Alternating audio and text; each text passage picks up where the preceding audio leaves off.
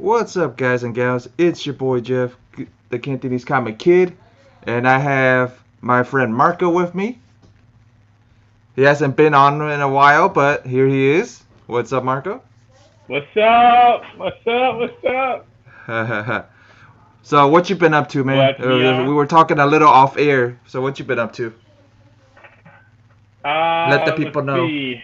Uh, at the end of August, I went to California for a couple of months to work on a couple of movies, indie That's films, cool. low budget. That's Um, cool. but I produced both of them. I produced both of them, and I wrote one of them. It was a lot of fun. It was crazy. Oh, It was everything you heard of right. and expected for low budget indie films, and it was everything you didn't expect. Okay. It was pretty wild. Okay. um, then after that, I came back home and Uh-huh. started working on some other projects. Okay. Some other media projects. Um, and then I started working on some outlines for some comic book projects, one for a publisher that's interested, and then I started working on my an outline for a web comic that we're going to be dropping. Me and the artist Vincent Kakua are going to be dropping next year in March, Okay. and then I have to finish up the stuff for my Indiegogo that me and the artist David Brame are launching in January 5th. So Yep. I don't even know And what today's date. all those links are down below. There's a couple other guests that are gonna be on in a little bit, but they're all the guests' links and stuff are down below, guys. All you guys have to do is hit the Indiegogo link down there, and then you should be able to head over there and fund them, and you'll see some cool stuff. Pretty much, I saw some cool stuff on there, so Yeah. yeah. I haven't been up to much. We haven't talked in a while. Yeah. I haven't been up to much. Just interviewed Sarah Frazetta a couple of months ago, and that was really fun. Can't wait to have her back on again. Like actually, I honestly can't wait to have her back on and interview her again. And then there's something in the works with with a friend, something with the Larry Hama interview, maybe, depending on how this goes. I'm interested. The friend asked if I was interested or not. I go yes. I told him hell yes.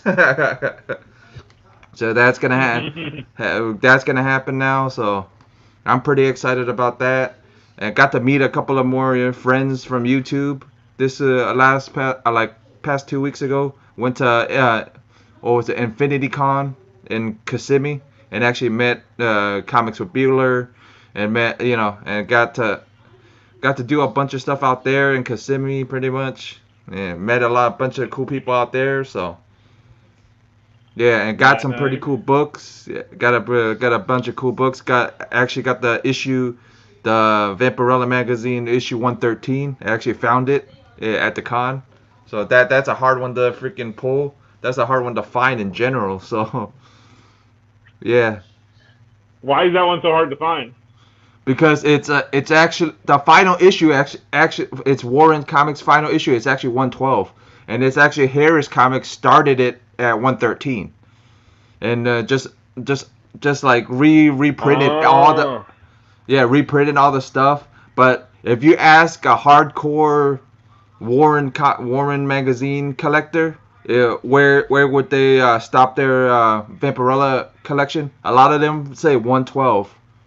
No, but like a lot of them don't consider 113 considered it a comic or that magazine ongoing of the magazine, because it's actually Harris takes over and actually just reprints a bunch of it. And that's how the lawsuit got started with the Harris and Warren, that's why Dynamite ended up picking it up in the first place, was because they were in a lawsuit battle because they reprint the first book. The first book they ever came out with was a reprint. Was all reprint stuff. Was everything? The whole damn book was a reprint, because I actually was curious I actually looked at a raw copy of this, and it's actually all reprints. Everything is reprinted from almost all of Warren's run. So no surprise they're gonna they're gonna hit you with a lawsuit. You know what I mean? So that's So why it's they're hard to find. so basically Harris was just Yeah. Harris wasn't even commissioning new stories. They were just reprinting stories. Pretty much that's their first issue, and they pretty much reprinted all of Warren's stuff. So yeah, because so if you look at it, it's actually 112 is actually the final issue. If you really look at it, like from a perspective of collecting wise, 112 is actually the final issue. And then if you're collecting Harris stuff, that's the first Harris book. Yeah. That's considered So since I collect, and then I picked. But what? Come to find out, Warren's coming back because everything old is new again. Warren magazines has stuff coming out again, like some new creepy stuff and some this vampire. This is Warren. Yep. So I'm gonna be reading Carmilla. So they created.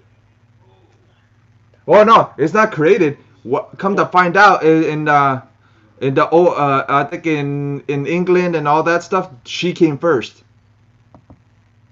That's interesting. So I'm gonna do my research and see and compare them both, and then I'm gonna do a video comparing them both. So supposedly she came first. That's what I hear from people.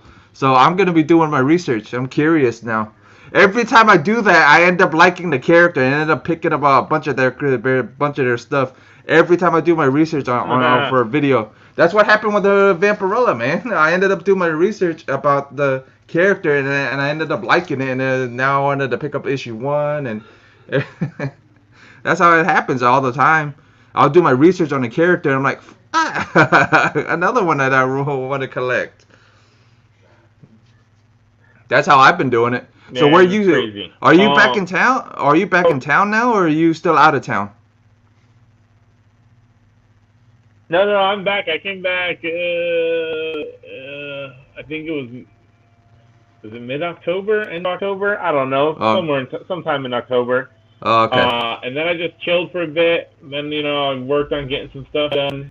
And then then Thanksgiving hit, and then December hit. And then I worked on getting some more stuff done, and then I haven't done anything for like the past week because I'm like, man, screw it, I'm just gonna chill, because it's Christmas week, and then the year's almost over. We got New Year's and done. So, are you excited about the 2021? Are you like, if cons do come back and stuff like that? Are you excited about that, or? I am super excited for cons to come back. I hope they start coming back like the second half of the year, not the first, not anywhere in the first half, because let's get a good number of people vaccinated. Then let's go for I'm fine if big cons don't come back yet, but if the mid-size and smaller cons come back, in the second half of the year, that's cool. I would like to go to one like August, September. Right. So I'm down for that because I figured around maybe May we'll start vaccinating the regular people. Right. March is MegaCon, so March 18th to the 21st is gonna be MegaCon, and then but the big thing is everybody wants to see if what was it, if C2E2 happens, if Emerald City, if any of those guys are gonna happen. If those do happen, then MegaCon may happen. But because a lot of people, some people asked for refunds, but a lot of people didn't ask for refunds, and they said because the only reason that some of the people asked for refunds for their tickets were because they said that they wouldn't push it to this year, and now all the guys that had refunds are a little irritated because they have to buy tickets again just in case it happens. I think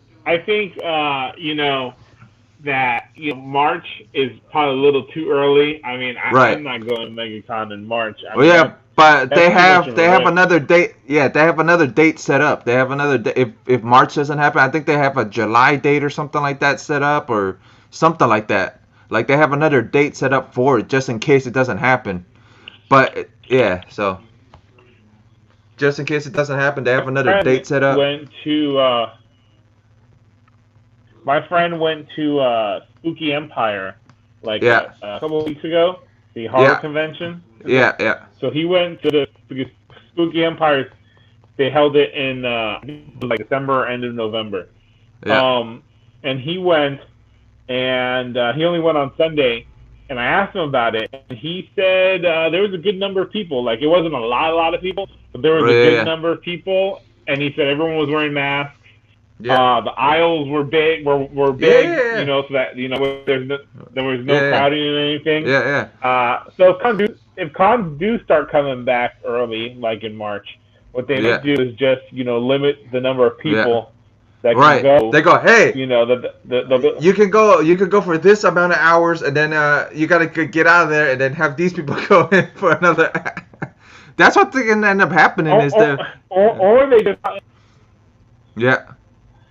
or they just may end up doing like instead of 25,000 people, we're only gonna do like 10,000 or 5,000. Right. Right. Once those people are gone, sorry. Yeah. And that way at least they get something rather than nothing. But we'll see. I'm whether it's 2021 or 2022, I'm excited to get back to con season and actually going to the conventions. I realize how much I miss conventions when the option's not there anymore. Yeah, well, I actually went to one. I went to Infinity Con, and like your friend was saying, everybody was masked up. All of us were masked up, and then the aisles were a lot wider. And since it was a smaller con, it wasn't as tight. But I'm glad the con was bigger. And then the next day we went to the popped up event for Spooky Empire because Rico Browning was gonna be there. One of our friends wanted Rico Browning's signature, but he couldn't go.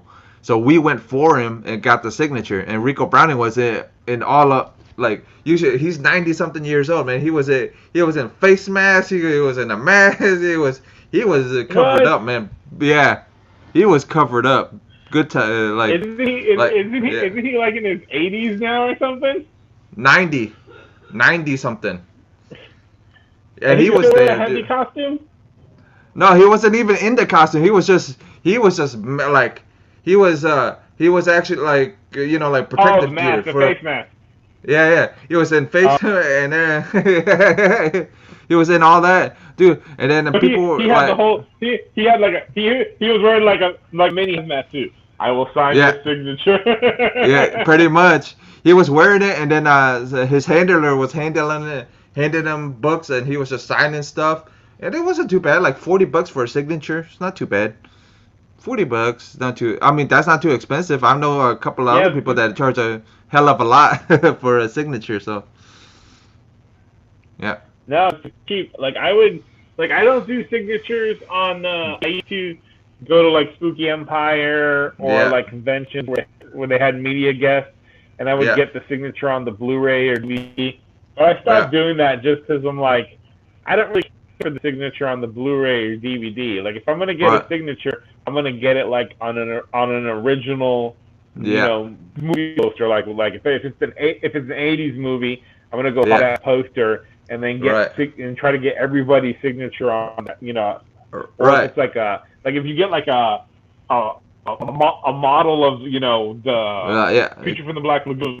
Yeah. Then you get to sign that the head or something. But getting movies signed, I just don't care. A lot of people do that. That's what they get signed the most, movies. And I'm just you never see the signature. It's on a shelf. Yeah. That's what slabs are for now. Slabs and everything else is for. That's why people slab their stuff. That's the main reason I ended up starting slabbing was because I wanted to get signatures, and the stuff that I wanted to get signed was getting slabbed. And now I got, I started collecting some a little more expensive books. Those are the only way I'm gonna grab them is if they're in slabs now. I'm not touching it if it's not in a slab. Yeah, a little more. I mean, I can understand it's the bidding part is, I'm gonna get it down for a lower price if it's not graded, but still, because I don't, sometimes I don't trust it when it go the people that ship it, man. Sometimes they'll ship it in a freaking envelope with nothing to protect it, and it's all it is just a comic in a damn envelope. You know what I mean? Look, Yeah. people gotta start buying Gemini mailers. Yeah. For all you sellers out there, there's Gemini mailers and comic size and magazine size. Stop shipping comic book stuff in Gemini mailers, man. Make our lives easier when we buy stuff from you. Because it drives me nuts sometimes. I'm like, how the hell? And then I go yanking it out, and I bought one where it was freaking, what was it? It was a Rice Krispies or something, but like a box protecting it, and that was it. And then he jammed it in a bag, like in one of the bags and stuff. I'm like, what the hell is this? I yank it out. I'm like, man, that's not how you're supposed to mail stuff. What the hell? I mean, they would save themselves so much. It's easy. You open up the Gemini mailer, you put the thing in there, magazine, you put in there, close, tape in the mail. That's it. You know? Yep. Yeah, and then I picked up I picked up a bunch of expensive books, but a lot of the books were A-okay to me. A lot of friends that from YouTube were, hey, I heard you were into this. Here, like just giving it, you know what I mean? Just, hey, I know you're into this character. Here's some books. That was cool too, man. This year, I made a list and freaking I destroyed the freaking list. The list is freaking completely almost done. It's like I got like one book left on the whole damn list. I'm like, holy shit! I wasn't even trying. But every time I would go hang out with all the friends from YouTube, like at the con, I would every time I hang out with you guys, I always see the damn book I want. Like every time we would go hang out, I'm like, dude, when I go by myself at a con, I don't see the book at all. But when I go with them at a con, I'll see all three of my books that I want at three different booths. I'm like, how the hell and what the hell? How does that happen? So I like we lucky charms, man. Pretty much. We went to like three cons together. Like I went with three cons with my friend Steve and Hialeah and all them. I'm like, oh, there was one time where I didn't eat I didn't eat a banana or whatever, but he had got me a Monster that before we went down to Miami for this little con we went to like last year. I drank the Monster, but I forgot to eat the banana, so my energy was all like this, all over the place. So I saw a Vampy 1, a raw Vampy 1, and a raw Evil Ernie 1. So I'm running back and forth to both tables to see which one I want more. I offered the guy cash money for the Vampy 1 raw, and he didn't want to accept it. He goes, all I'm willing to take is cash. Dude, I offered him $300 in cash for the Vampy, and he wanted $350 on it.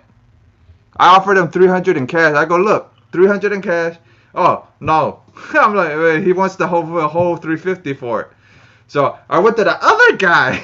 The other guy goes, oh, I'll take $200 and a couple of $5 books, so he could put it in his $5 bin. And I went, deal. For the Evil Ernie 1. And that's how I got Evil Ernie 1. Yep. Oh, the guy who wants $350, he probably ended up selling that somebody who used a card. So not only did he end up paying the card fees, but right, he ends up paying the fees to the Square. So he's left with less. So it's like basically he loses about 10 to 15%. So he would have been better off, selling it to me, taking your $300.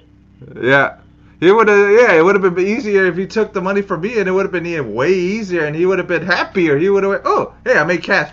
But it wasn't him that was selling it. I think he was selling it for I guess his partner or whatever, because his partner is the one that gets the older books. That's what I observed when I walked away. I saw an older guy walk up to him and say, "What did he want?" He goes, "Oh yeah, he offered me 300, but he probably got yelled at for, hey, why didn't you take the cash for 300?"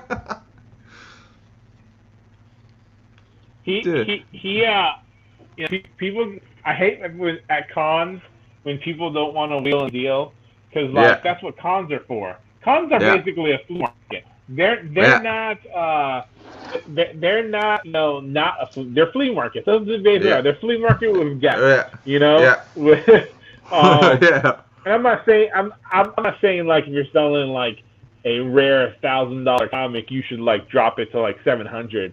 But I'm right, saying, in your scenario, if someone's being like, "Oh, you're selling it for 350, I'll give you 300 cash," and it's like, right, okay, you know what I mean? yeah, That's a great yeah, deal, especially if you're like 300 cash in your hand, or the yeah. possibility of having to take the book home and not selling it. Right, and sitting on it. On top of that, until the next show, and then you know that if that guy didn't sell it, but I know he probably regretting it now because it's all this happened, and he's still sitting on the freaking book. And Yeah, a yeah. low graded, yeah, a low Oh, you graded should graded check one. Yeah. Hmm. Oop. check your thing. 'Cause you're I don't know. Maybe it's me on my end, Uh. and we'll find out when Randall's here. But in your video, it's like Uh. your sound is out of sync with your video. Oh, okay. Let's see if I can fix. Give me a second. I'll fix it right now. Yeah, Audio. yeah, That's probably why because it's on headset, and the other one's on microphone. Yeah. This should be better. Better. Little bit. Little. no, it's still out of sync. Oh, okay. So it might be your end because I don't. But I'll check Yeah, it it. I'll might be check on it. it. We'll find out Yeah. when Yeah. we'll When Randall gets we'll there. find out when and see Yeah. if he sees it too. If he doesn't see it too, then it's my end. Yeah. Because Yeah. I'm doing this on my phone. I Ah. don't Okay. remember if my phone is connected. I don't remember if my phone. Hold on. No, no, yeah, okay. It's connected to the. Uh, Yeah. I can't. Okay, hold on one second. What's going on here? I'm stuck. Well, there we go. I was trying to out. Okay. Yeah. Yeah. So So you stay at your parents' place, or you move out? no. I'm still staying with my parents. Oh, okay. Hopefully next year I'll be moving out again, and for the Oh, final time. I mean, I didn't expect to come back to their place in 2015.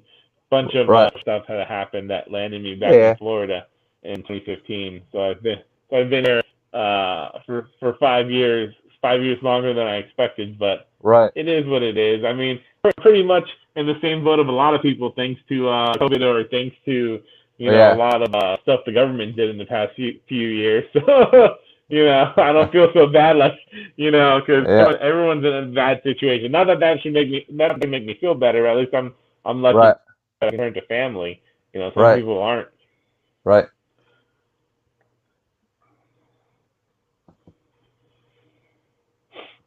So, let me ask you. What Randall told me, did you get sick with something like that during? No. No. No. I think No. Randall told me He. something had happened. Oh, an accident had happened with me. Yeah, a couple of months ago, like almost like 3 4 months ago, because the car I had, I avoided a pedestrian and ended up hitting a pole. Yeah. Jesus. Yeah. But hey, So at least the pedestrian's okay, but I got a brand new car. It's really nice. yeah, so was your insurance when you hit the pole? Was your insurance like, hey, since you avoided a pedestrian, it's not your fault?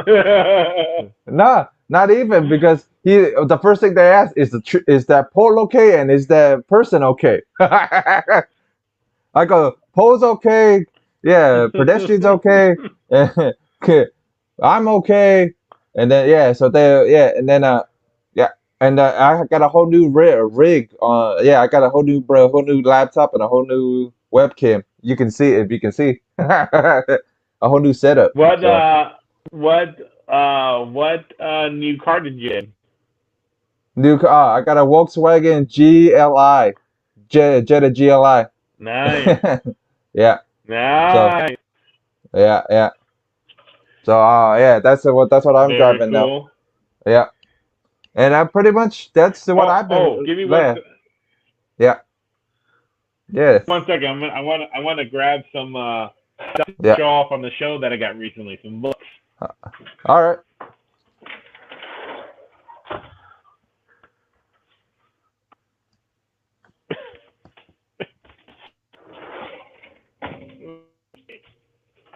All right. So let me start off.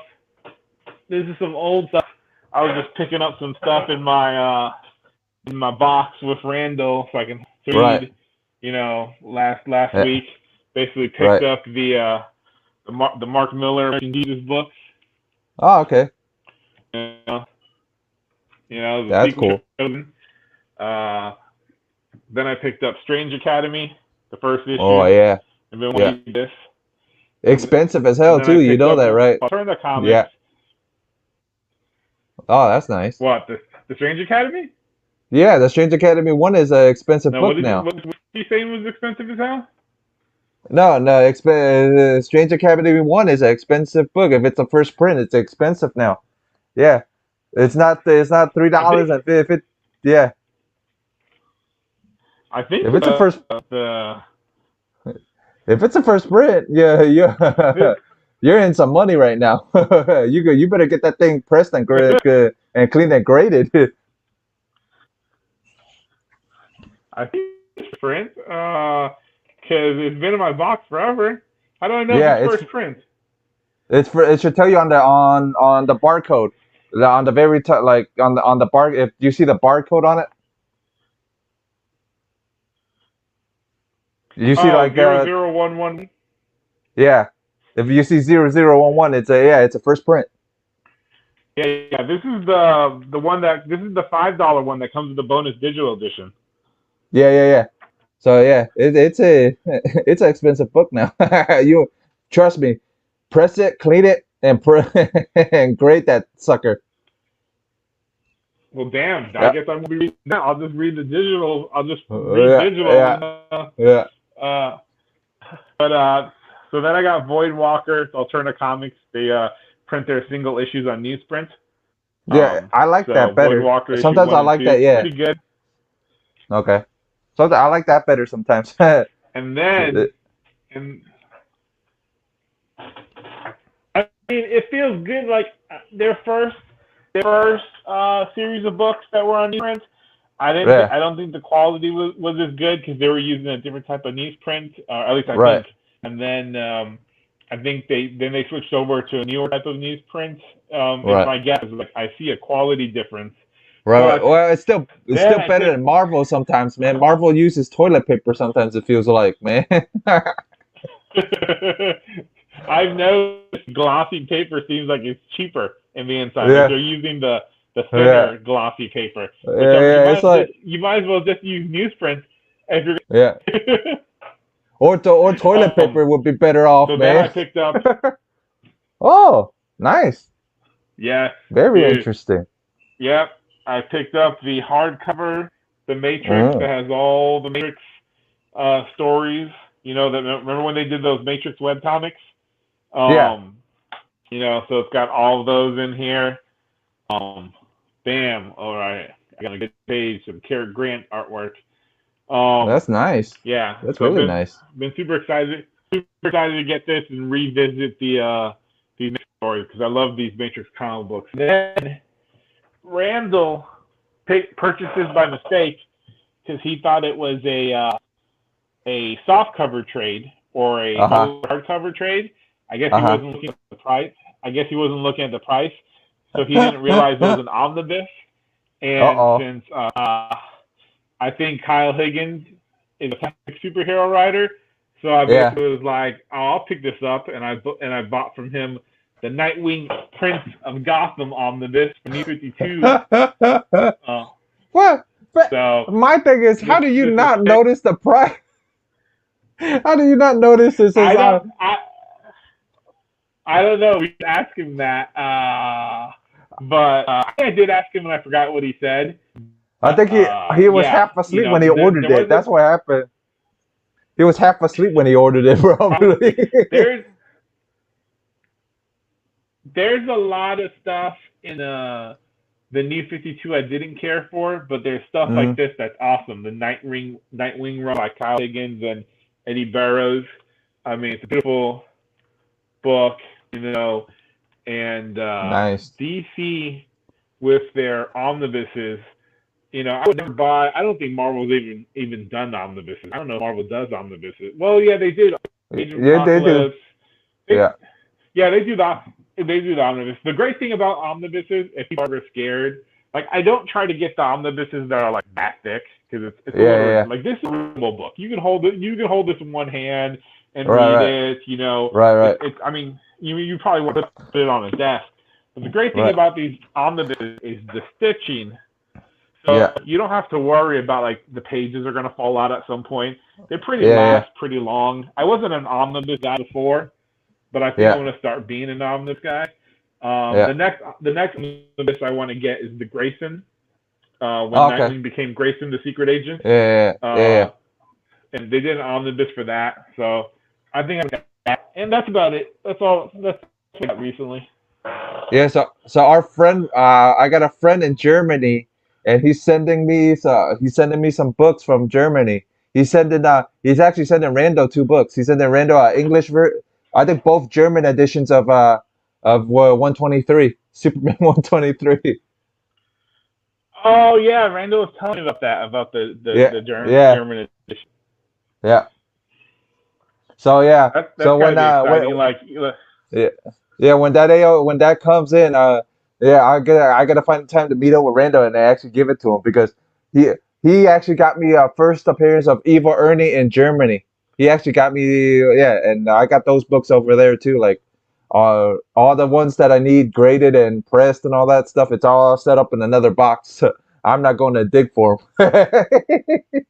But he pretty much sent me like first appear like. He sent me like Jeremy, like our friend from Vigilante. He sent me like first appearance of what was it, Lady Death, and they didn't get Lady Death until 1996. We got her in '93. They didn't get her until '96. Damn. Yeah. The Art Chemist. Hey, what's up, Art Chemist? Yeah, so they didn't get they didn't get her until '96. So he goes. He didn't tell me what he okayed me at, the first time. He goes, "Oh, you'll like it." And then I go, the friend that he mailed it to, I only live a couple of hours, like maybe 15 minutes away from him, that he sent it with his books. He just sent them all together and he goes, "Oh yeah, Jeff, you got a bunch of books over here." And I go grab it. I go look and it says Chaos Comics and I went looking through it. I opened up the first appearance of Lady Death and the Evil Ernie 1, and I flipped through that, and they're both the same book. It's just one in German and the other one's in English, because I have the English edition here. So I got both. So I'm gonna get Brian. I'm gonna get Brian to sign them both. Eventually, when cons come back, get him to sign them both and grade them both. That'd be cool. They have a German edition and a freaking American edition. Yeah, Randall was telling me some of the foreign editions of the single issue, are actually worth money. Yeah. And if people collect them. Yeah, they are, man. And now anytime like he found like Alex Ross. What was it? Alex Ross freaking like older editions. Here's Randall. Here he comes. What's up, man? Hey, what's up, guys? Yeah, not much. So, hey, Randall, am I coming in clear or am I coming in like delayed a little? Try again. Am I coming in clear or delayed? You're clear. Okay, so it's Marco's phone. It's my end. No, well, like is his sound out of sync? That's what he's asking. If his sound is out of sync, because my end, his Yeah, sound is coming up out of sync with his mouth. You know, when he talks. No, but yours is a little bit. yeah. So it's your end. Mine's coming in fine. Are you using your? Oh, wait, you're using the Apple phone, right? Now, yeah, I'm using my phone, but I've used my phone on StreamYard before, and I never have any issue with it. Yeah. It's just Here, because you're let on with me Randall. give me Yeah. a second. All right. I'm gonna leave, and then I'm gonna come back in, All right. and Okay. then let me get back to it. So what you been I'll be up right to, back. Randall? Working all day? What you been up to? Today, no, I wasn't working all day. Thankfully, I got to get some rest. Hey, Definitely, VB. really, huh? No, Vigilante's in the chat. I'm just saying hey to him. What's up, Oh Vigilante? yeah. What's up, man? Yeah. It's still Today on I a got to watch. I got to yeah. relax a little bit. It's been a while since I kind of like laid in bed all day at home. So I kind of just did that, and in all honesty, my back and my neck feel so much better. Oh, okay. I think I just been working. I feel like I've probably been working a lot on my feet a lot, and Yeah. I see Marco picked up that omnibus you ordered. How'd that happen, man? How'd you end up ordering an omnibus instead of a I was going through the orders, and I uh-huh. saw Nightwing, and I didn't Uh-huh. recognize the name of the book. Oh, And I thought it was one of those like new graphic novels or like original graphic novels that DC was right. doing. So I clicked.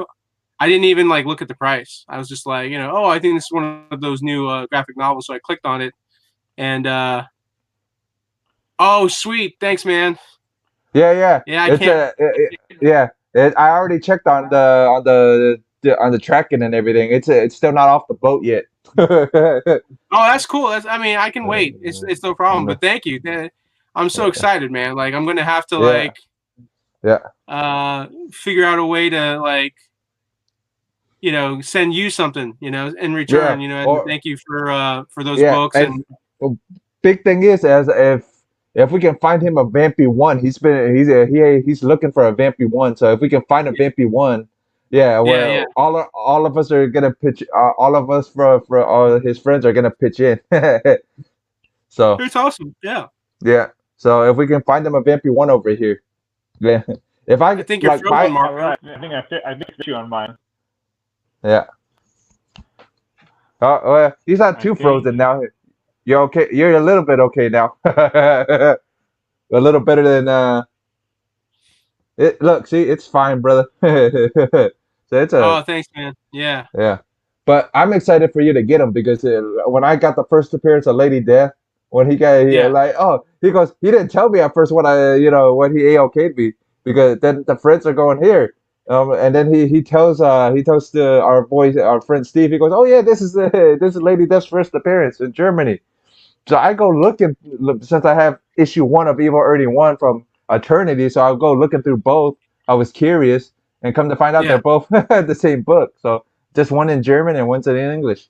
So that was That's cool. awesome. So Oh, so dude, like I'll be honest, man. Just mm, getting Superman mm, 123 is like gotten the hunger again to get some more copies. I was on yeah, eBay, and yeah, there was a CGC graded Superman 123 glow in the dark cover. yeah. Person had it on sale I for forgot it was where like I forgot I saw one. I actually saw issue there's 123. I more. forgot. There's actually more Superman 123s that are popping up on eBay now. Yeah. Whether it's a raw copy, whether it's signed, Mm, whether it's y- graded. No, but you know what it is? Is because you're talking about it on here. That's the whole reason why I noticed that just joking around. Yeah. But the big thing is, you might want to. I Oh, I sweet. would I would recommend That's awesome. your the German edition. I would recommend it. Press it, clean it, and slab it because you won't see another German. I don't think you're gonna be able to see another German edition. That's being honest because it's rare to see them. Randall doesn't slap books. Yeah, but I would recommend them to two because that Yeah. would Well, I mean, Trust me. I thought he said that those were kind of like, easy to get. Yeah, So but I still, mean, over there. but yeah, over there, yeah, but over here, Oh yeah, on a yeah, over different, here, like that's yeah, very. I mean, how many people are looking for Superman 123 first, and right, second, how many people are looking for foreign editions right. of Superman 123? Dude, you should see. It was so freaking funny because what was it, Batman Beyond? He told the story about this Batman Beyond. He goes, Yeah. yeah, he recognizes this then he picks up this Batman Beyond, the German edition. He goes, dude, that's even going up in price because the normal one it went up in price. Now the foreign edition goes up in price. So you never Oh know, yeah, yeah, man. yeah. Yeah, Well, I mean, foreign editions. I But when what are you I worked excited at about for 2021? Anyways, yeah, when I worked at CBCS, yeah. one of the guys at CBCS, he was like the foreign comic book expert, and Uh-huh. he even kind of like speculated. He even was just like, it's only a matter of time before like some of these foreign edition, because he even said like some of these foreign edition books, some of them are even Uh-huh. harder to get than the actual like key issues of certain books. So like Right. imagine having a key issue slash Mm-hmm. foreign Mm-hmm. edition. Yeah. Um, it's crazy. Yep. And with social media, with the internet, that Right. there's more and But more people that are learning about this, that are kind of expanding on the hobby, on the collecting, and so yeah, I mean, like, if by some miracle I ever become wealthy enough to the point where I own every issue of Superman, whether it's Superman, Action Comics, all the titles, then some part of me will be like, okay, now I need to go hunt for the foreign editions of these books. Like the realistically, the collecting will never stop. Oh sweet, you can get a lot of keys cheaper with the pence price. Yeah, yeah. yeah. Pence variants are yeah. I Yeah. remember talking. I remember hearing them talk about the pence variants over at in the Yeah. offices. Yeah. But yeah, I mean, and anyway, so like I got a $20 bid on a CGC graded Superman 123. That's like a 9.2, I think, and nobody else bid on it, so I won it for like $20. And I think it was like $7 shipping or $10 shipping. So I paid $30 for it. It came in the mail. Marco was here when it came in the mail, and I showed it to him. He was like, "Oh, Okay. sweet!" All right. He sees my stack Oh. of other CGC graded Superman 123s. Right. So I'm putting Hey, them look, up Anthony's there. in there. What's up, Anthony? Hey, oh, dude, that's awesome, man. Yeah. Well, I can't hear you. Yeah. Oh, I think he's freezing too. Oh, that's not good. Yeah. That's not good. Hello. Yeah. Can you guys Dude, hear that's me? an awesome helmet. Yeah, we can hear you. I can. Can you guys hear him? Hi. Just barely. Am I breathing? Yeah, we can hear you. Tell me, Randall, do you bleed?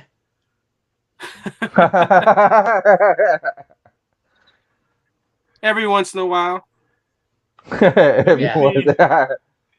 Yeah. Well, Marco, this is Anthony that wrote Oh My God. So the indie book Oh My God. Anthony, Marco. Marco's just a black screen. Uh-oh. He's frozen again. Hold on. Give it a second. Oh, here we go. But he's back on the other end. Now Anthony's below Randall. Sliding over. Yeah. I could So always anyways, yeah. Superman 123. So I got the buying bug again.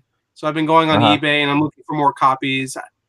I made another bid, and it's like a small lot. So it was like a few Superman books, or it wasn't. No, actually, no. It was like a few other different comic books.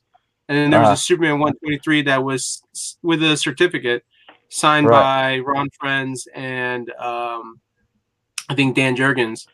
And I think I won that for like, I don't know, $10. Okay. $10 or $12. So I thought, oh, that's sweet. So I've been kind of just occasionally going on eBay, just looking to see what they have going on. You know, Ah. I should be trying to save money, so I'm being more selective on my buying. my bidding and my purchasing on eBay. Okay. Don't buy Superman. Just buy Batman. So how you been, Anthony? I'm doing good. How about you, Jeff? Not bad, not bad. And the land show is it's a go. So we're gonna be down there. So we're gonna be going down there. So It's on. yeah. And this guy's back. Where is he? Yeah. There he is. Okay, so he's not a black screen no more. No. Yes, the Say land something, show Marco. is on. Yeah. It's got to be the signal over where he lives. Like, Yeah. Sometimes like the signal isn't always the best. I think over in the boonies. Can you hear me? Move, Elliot.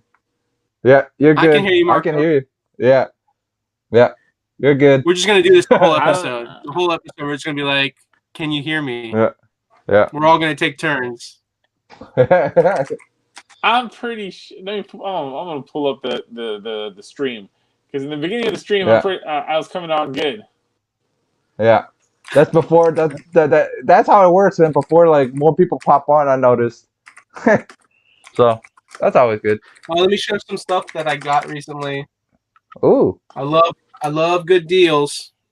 As you can see, I have a new hat. Yeah. Got this bad boy for $5. In fact, all these hats I'm about to show off, I got for $5 each at a GameStop. Yeah. Okay. What you got? Got this nice. Agents of S.H.I.E.L.D. hat. It's kind of neat. It says like Fury right there. That's cool. It's okay. It's an okay hat. Like, like it's weird how like some hats when you put them on, like they look like this one I think looks good, but then when I put on some of the other hats, they don't look as good. So like this hat looks cool, but when I put it on, I don't know, like it's like flex fit, so like maybe it just takes time for it to like form around my head, but this is kind of neat. This is I love, like the whole like X-Men, cool. The school, the university or whatever. So any kind of like clothing, or whether it's a shirt or a hat, to be part of the faculty or be part of the school, the students. Right. Like I love when they make merchandise like that. These two, here's the funny thing. Somebody screwed up. They still have the security tag on this hat. Right. So hopefully I can go to one of the local GameStops. You stole it. Nice. But you can take it out. You don't need it. You don't need that. You can actually take them off. I forgot. A friend told me how, but yeah, you can actually take them off without it. It literally says forced removal will release ink and may cause injury. Oh, okay. So this isn't like, it's like they're designed something. I mean, I don't want it to stain the hat. Yeah. Even though it was like only $5, but it's a Green Arrow hat. I like the bottom right there where you see Steve Amell. Cool. And then this one I just really like because this one I really like because I love Andy Kubert. Love the Flashpoint. So I got this nice Flashpoint hat. When are you gonna wear that one, man? You're gonna probably only wear like 3 of those hats and well, this one also has the security tag. Oh, so okay. I wanted to wear it like right away. Right. Yeah. And then like how cool is this? Look, $12.97 clearance. I got this baby $5. Yeah, that's cool. He got it for nothing because he stole it.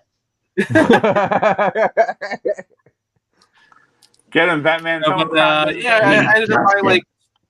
ended up buying like 6 hats. So like it was like $30, and then for shipping, I only paid like $4 for shipping. $4 or $5. Like I said, how many times are you gonna wear? You know what I mean? You're probably gonna get one hat, and then you're gonna be like, "Oh, I like this hat too much." You're not gonna put the other ones on. I mean, we'll see. I mean, there's some hats that like I repetitively wear. Like it's kind of becoming my everyday fashion. Like I'm wearing hats like every day now. So like I'll switch it up. I'll be like, what hat do I feel like wearing today? The problem is I got to start buying clothes that match the hats, because I mean, like I'll just wear like, if I wear a hat like this, I might be wearing like a red shirt, white shoes. It's like, that's not going to match this, So we're gonna see Randall start matching now, Marco. Well, I mean, eventually, I got to start attempting to look better. Yeah. I don't know if I showed this off before, but got this on sale too. I got the Swamp Thing Blu-ray. Ooh.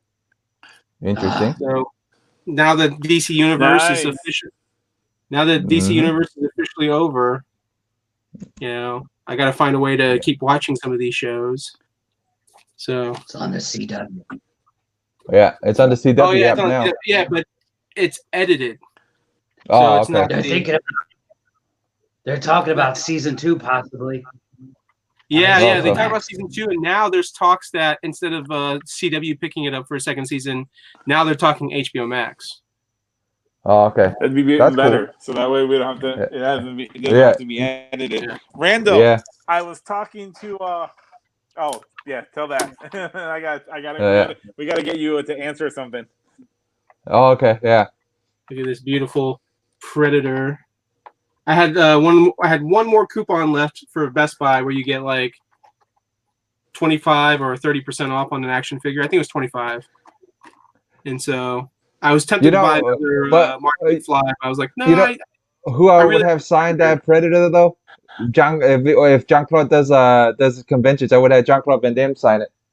Well, the thing is that Jean-Claude Van Damme didn't wear the Predator outfit. It was somebody else. He actually did for a little bit. He was the first monster, like the CGI green screen monster. And then it would still be funny to have him sign it. It would still be funny to have him sign it. Schwarzenegger sign it. Like if I ever get an opportunity, like I would go Schwarzenegger. Ah. The guy who was in Predator in the suit, he died. He was a very tall African American gentleman. He starred in a short-lived TV show called Misfits of Science, which starred Courtney Cox before she was on Friends and after she was in a Bruce Springsteen video. And Misfits of Science also starred Dean Martin's son, who died in the plane crash after season 1. Wow. So, but to be honest with you, it was a very cool show. If you ever find it on YouTube or on the interwebs, go look up Misfits of Science. It's from like 83 or 84. And it was like X-Men type shit. And it was really funny.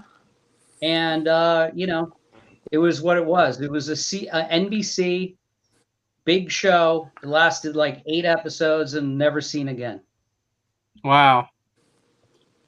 And you said Courtney Cox in there too? Yeah. Little old guy nerd trivia. Yeah, I always forget that she was also in the Masters of the Universe movie.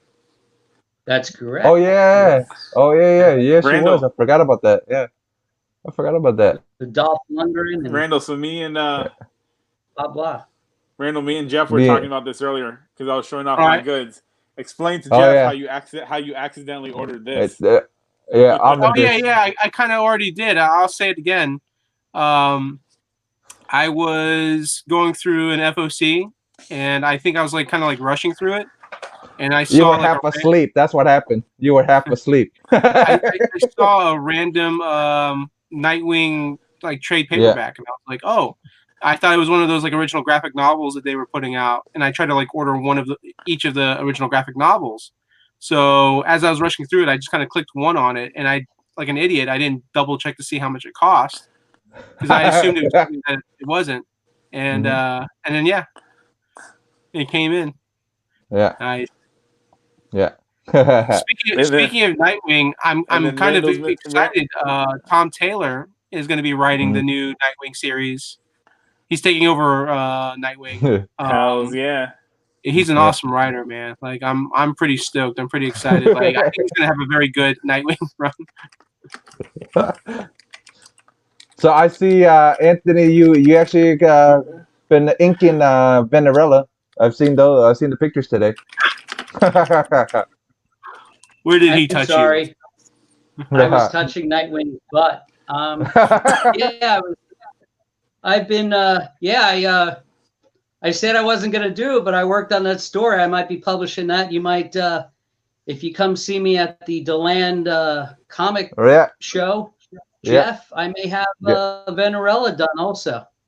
Oh, that's cool. In fact, you only saw some pencils, right? But I was busy today doing some inks, so. Oh, that's cool. Yeah, here's that's nice. really cool. Here's some nice. While I'm talking to you, I was inking one page. Nice. Can't wait for that, man. There. Can't wait for that. This is my favorite panel is right there because we all know what she's thinking about. Anyway. Yeah. And then you want to know something weird? Dilemmas of an artist. This original splash page, which I did as a commission to try and get some work published. Right. This original page, when I started doing the story, and I'm sorry if I was blowing you guys off with the glare there. No, you're good. When I started doing the story, I had I swear to God, Venerella, when I designed her like 3 months ago for an actual get a story and a publisher that wasn't my own, I designed her hair kind of like Ahsoka from Clone Wars and Mandalorian. I kind of had her so that it was hair, but it was tentacle-like because I hate drawing hair, and since she is an alien, I was going to do like braids connected together. Well, when I did this original splash, when I did the original splash, I had a lot more braided tentacle-like hair. And then when I started to do the book or this story, I made her hair way more simpler with 7 main braids. Okay.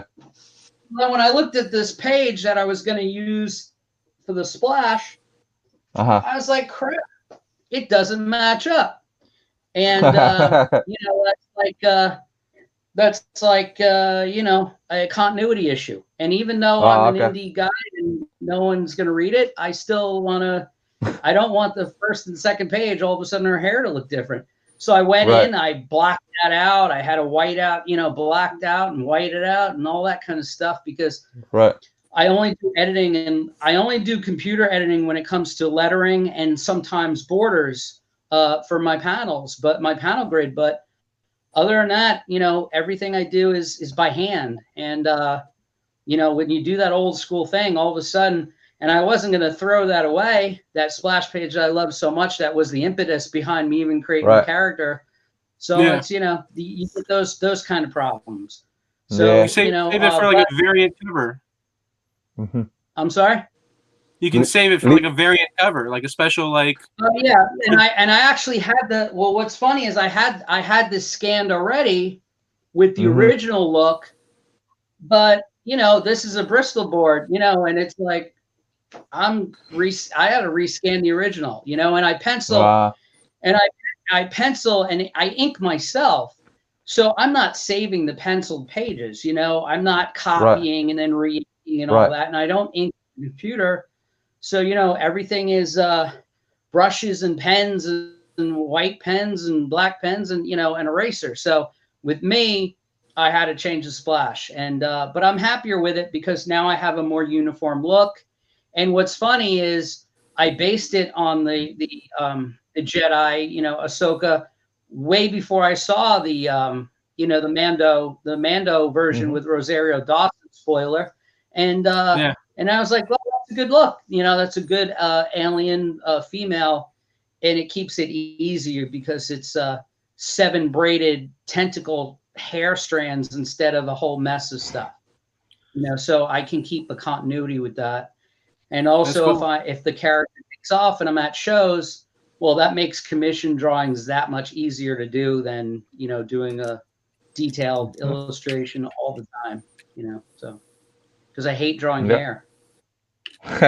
Speaking of hair, Randall, I've been seeing your Facebook posts for the last couple of days regarding all the people that hate Wonder Woman, and her hair looked really good, and I'm wearing a Batman v Superman helmet right now, so I think can I give you a hot take real quick?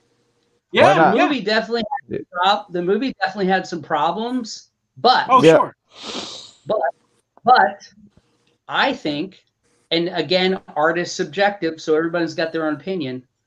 Yeah, I think the movie, I think what Patty Jenkins was going for was to almost make a movie that was made in the 80s. And I don't mean that in an abusive or derogatory fashion, but the camp of it, and even the whole Maxwell Lord type villain reminded me of I'm going to be 50 years old in February. All the movies in the 80s, they all had similar plots. It's a megamaniac, mind control, con man thing. And honestly, how is anything in that movie different? By the way, you want to look at classic movies. How is any of that the way it was shot, or the way it was scripted, or the way the villains were? How is that any different than classic Christopher Reeve Superman movies? It wasn't. Gene Hackman had the same kind of vibe. Lex Luthor, it's the same thing. I think the movie wasn't as good as the first Wonder Woman for two reasons, and only two reasons. A, because it wasn't the first movie, and B, I think the grittiness of World War I and the Ares and the Germans that she was fighting, you really hated the villains. And in this movie, the villains were just flawed people. And it wasn't life and death with Diana. It was life and death with the world. But to be honest with you, it had a campiness to it that, it was like I was watching a Doctor Who episode. The way it resolved itself. I agree. But again, there was nothing wrong with that. But people have so much vitriol and hate online about it. I can't even, I don't even know. Are they working for Johnny Depp? I don't understand. It's I forgot about that too. I really think there's several groups of people, and I don't think they're working together, but they have a common hate and a common goal, and they kind of just I always remember this line. There's a Seth MacFarlane movie. I think it's a very funny movie. It's A Million Ways to Die in the West. And there's a nice little scene where you see Seth MacFarlane. He's talking to Charlize Theron's character.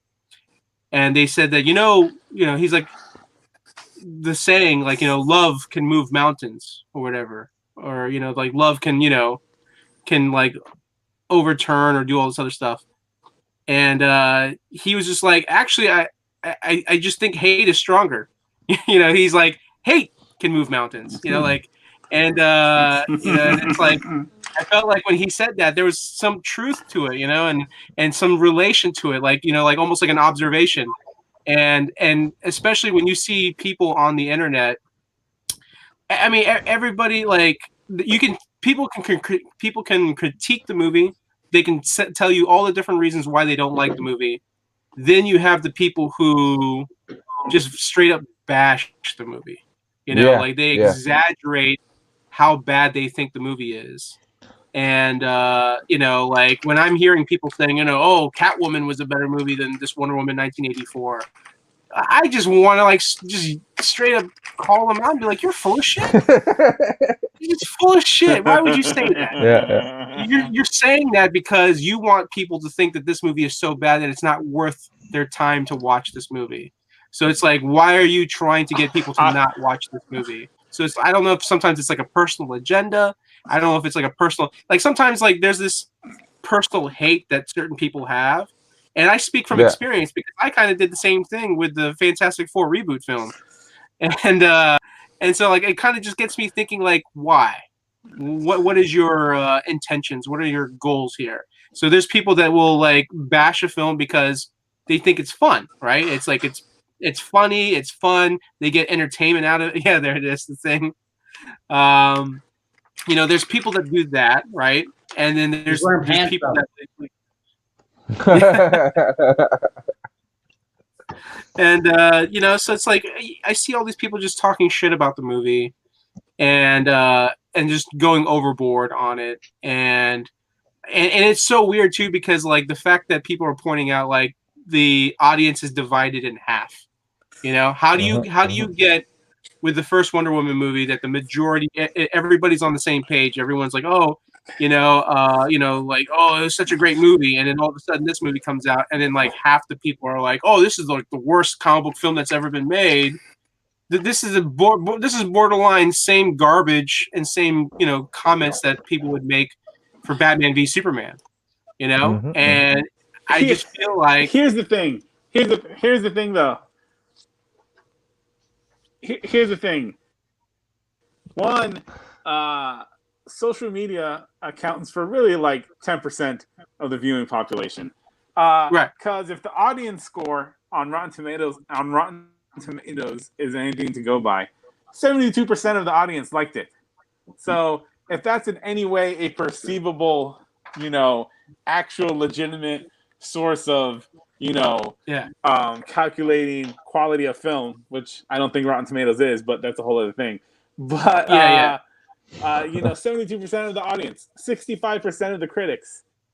I mean, literally, every time these type of movies come out where it's down the middle, where people are like, they were expecting something and they got something else, you always get to have it. And then like 10 years from now, when there's no more Wonder Woman films, or when they make a new Wonder Woman film with another director and another actress, and people are mad because it's nowhere near as good as the Patty Jenkins Wonder Woman, then they'll be like, Wonder Woman 2 is so amazing.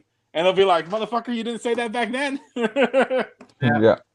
I just feel like ever since they announced that Snyder was doing his Snyder cut, like it's so weird. Like the minute they were like, oh, Snyder's gone, he's failed, all of a sudden, hey, these DC movies are great.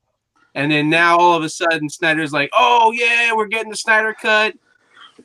Boom, here comes Wonder Woman. And so many people are just just beyond shit talking this movie. I feel like the next 3 DC films, even when Dwayne Johnson comes out with Black Adam, there's going to be a bunch of people that are going to talk shit about that movie. They're going to find something. And hopefully Dwayne Johnson just lays the smack down. He's like, all right, assholes, like which one's talking shit about my movie? Because you're full of shit. I'm Dwayne Johnson. I make awesome action films. I'm Black Adam. So it's like, we'll see.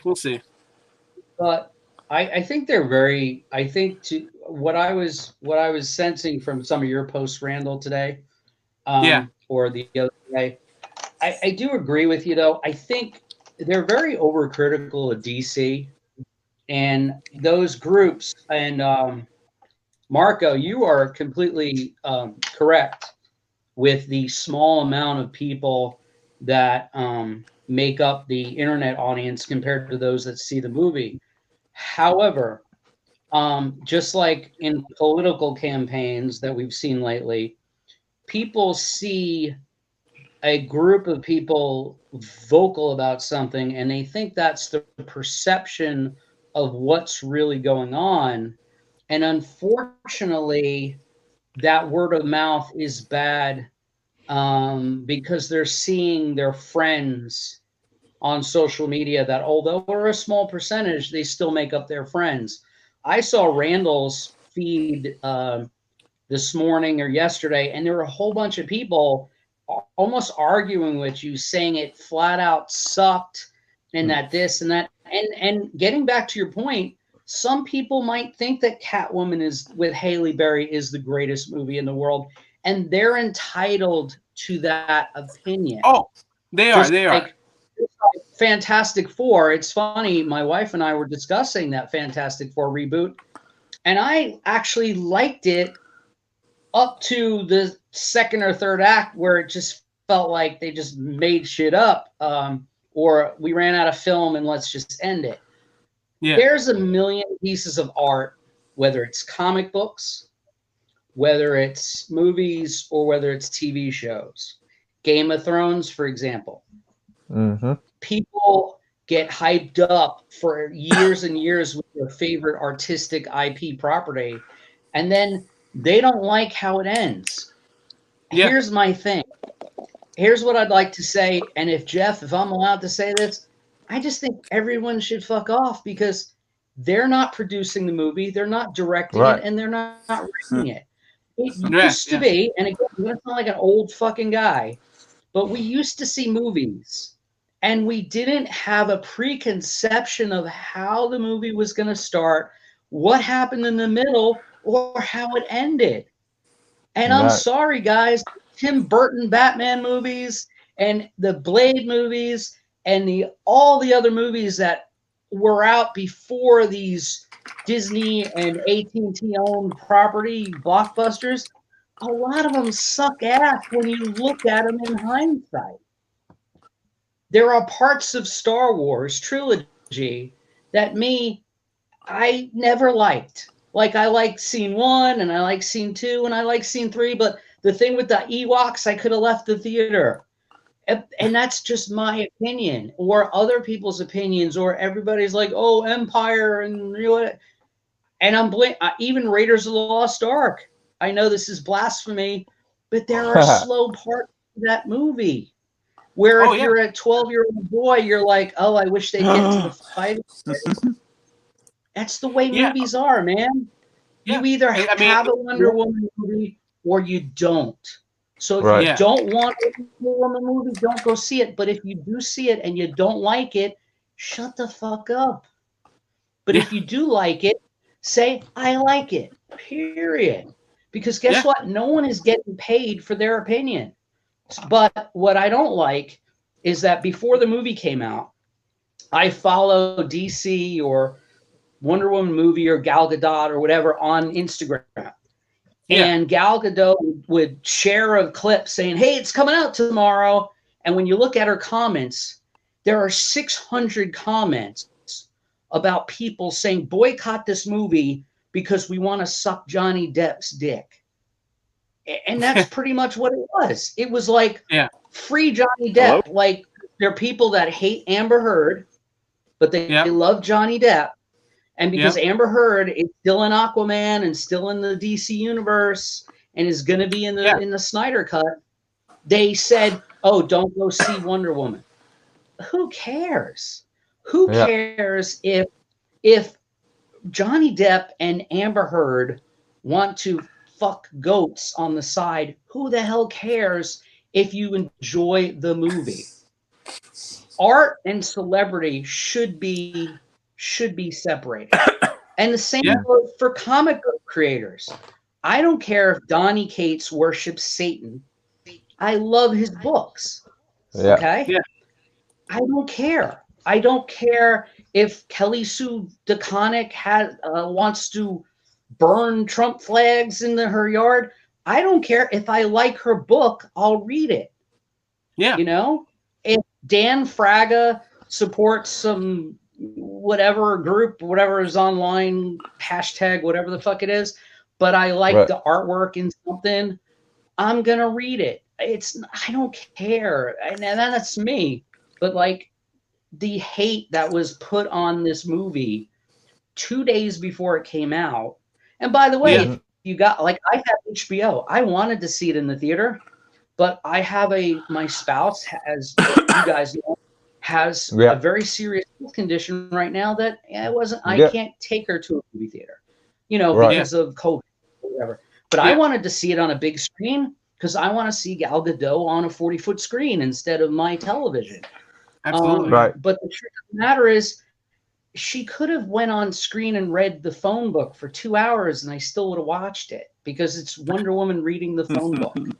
And whether it's Batman versus Superman or your why doesn't Disney and Marvel get the same hatred? I don't, and again, exactly. I'm not critiquing Disney because I love the Marvel movies, all right? Yeah. But I love all kinds of movies. If they made if Dark Horse rebooted The Mask, I would go see it. I don't care. And by the way, all these critical, like The Mask, by the way, was groundbreaking at the time. But if you go watch that in 2020, I have an 11-year-old son. If he goes and watches The Mask, he's going to be like, Dad, this is lame. And I'm just watching it to see Cameron Diaz. But the point is, he's like, this is a lame movie. CGI looks terrible. In the 90s. And he'll call me a boomer, even though I'm not one.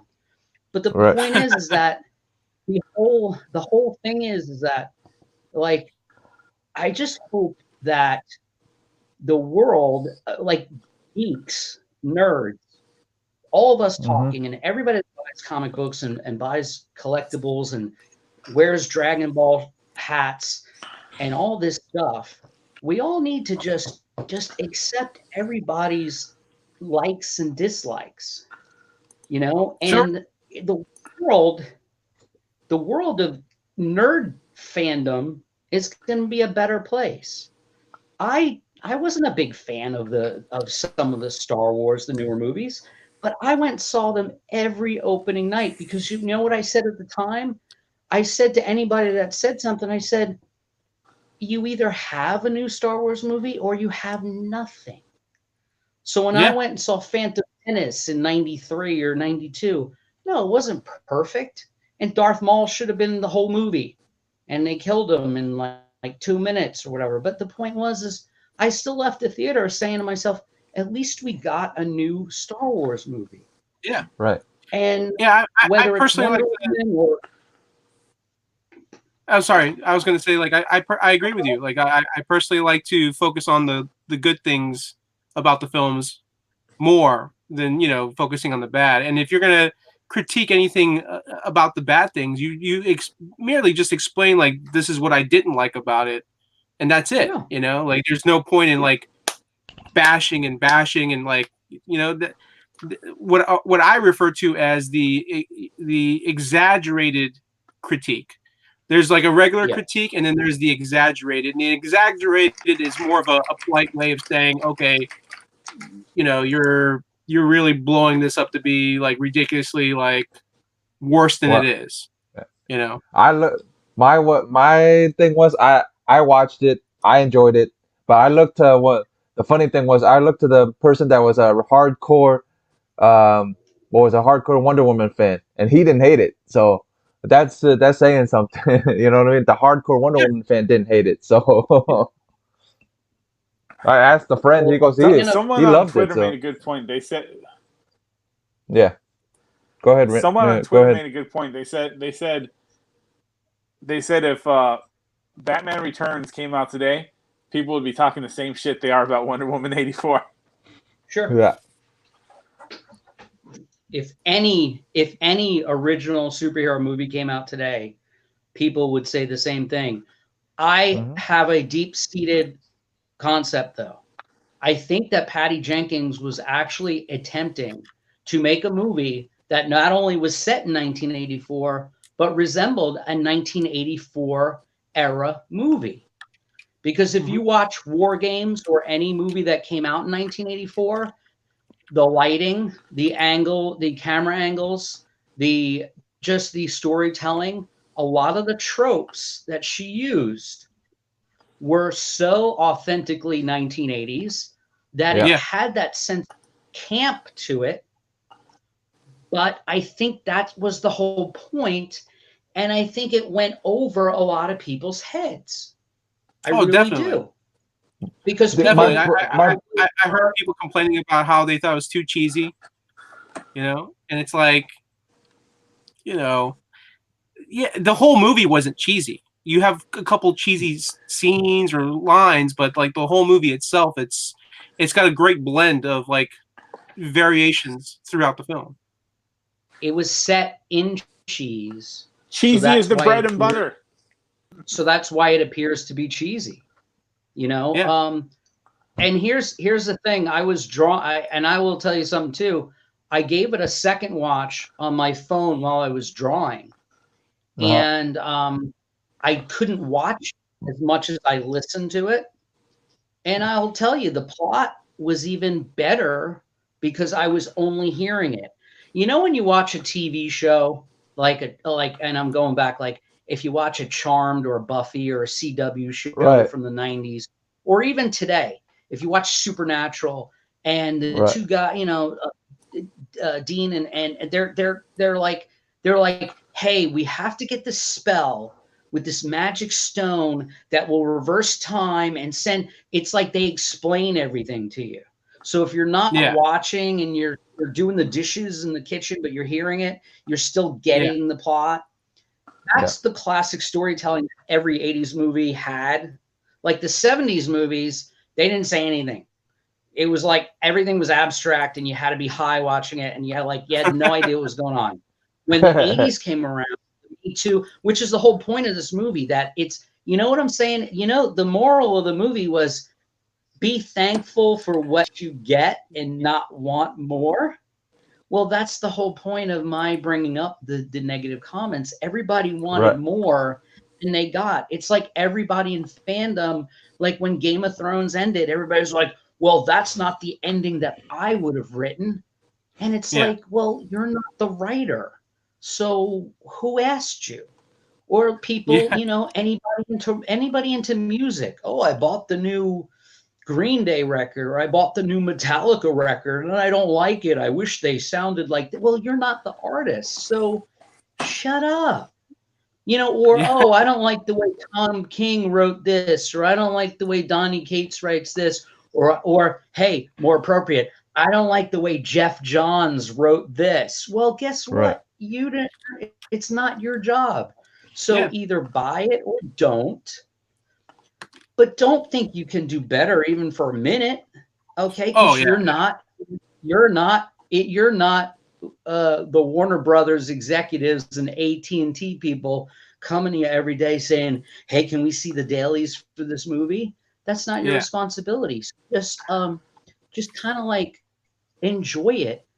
And you know, the best response I saw was like, "Hey, I had a big bucket of popcorn and I loved it," because it was just a movie, okay? And it's just a comic book, and it's just a TV show, and it's just a video game. Just enjoy it, consume it, and always remember that, like, even with the Matt Reeves Batman's going on here, oh my God, the guy from all the vampire Twilight movies, oh, he's terrible, and he doesn't want to work out, and whatever, dude. You know what? The 2-minute trailer was more excitement than we even deserve. So just go with it, you know? You know, Carlito, you need to get yourself some microwave popcorn. But the thing is like, you know, just enjoy movies and enjoy comics and enjoy art for art's sake. And don't worry about Rotten Tomatoes. Who cares about tomatoes?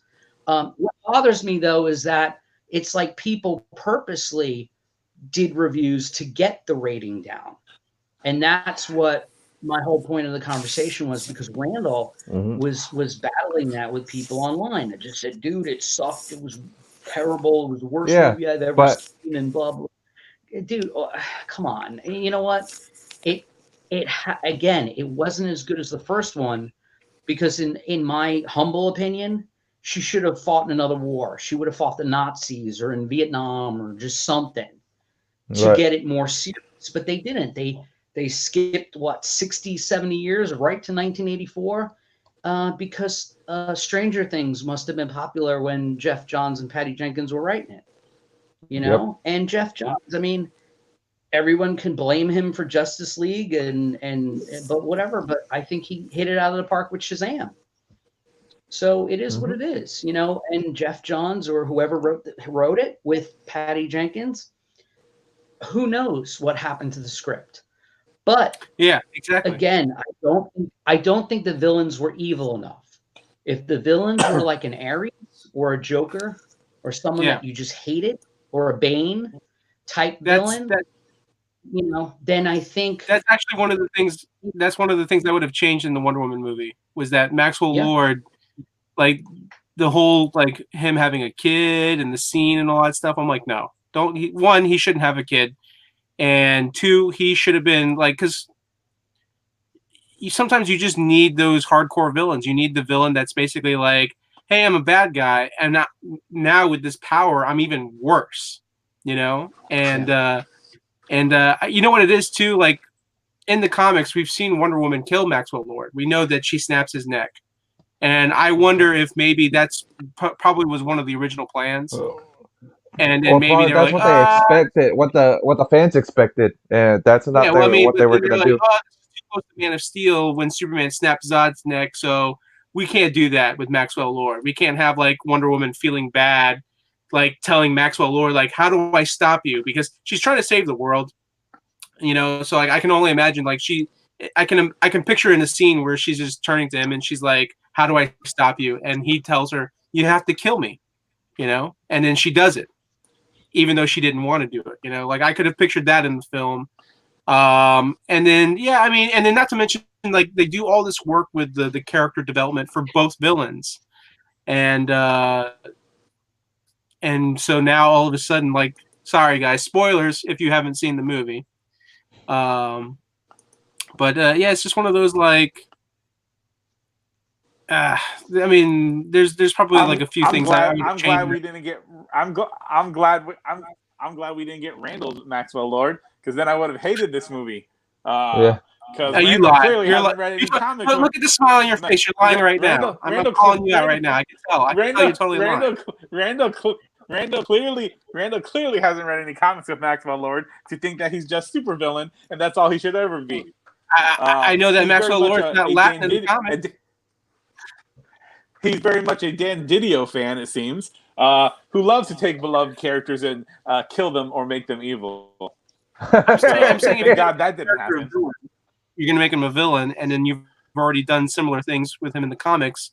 Go for it. Go all out. Like, because the average viewer that's going to see this movie, they haven't read the comics. So the only thing that they would have compared it to, like I said, is if she killed him and she snapped his neck, they would have just compared it to Man of Steel when Superman snapped Zod's neck.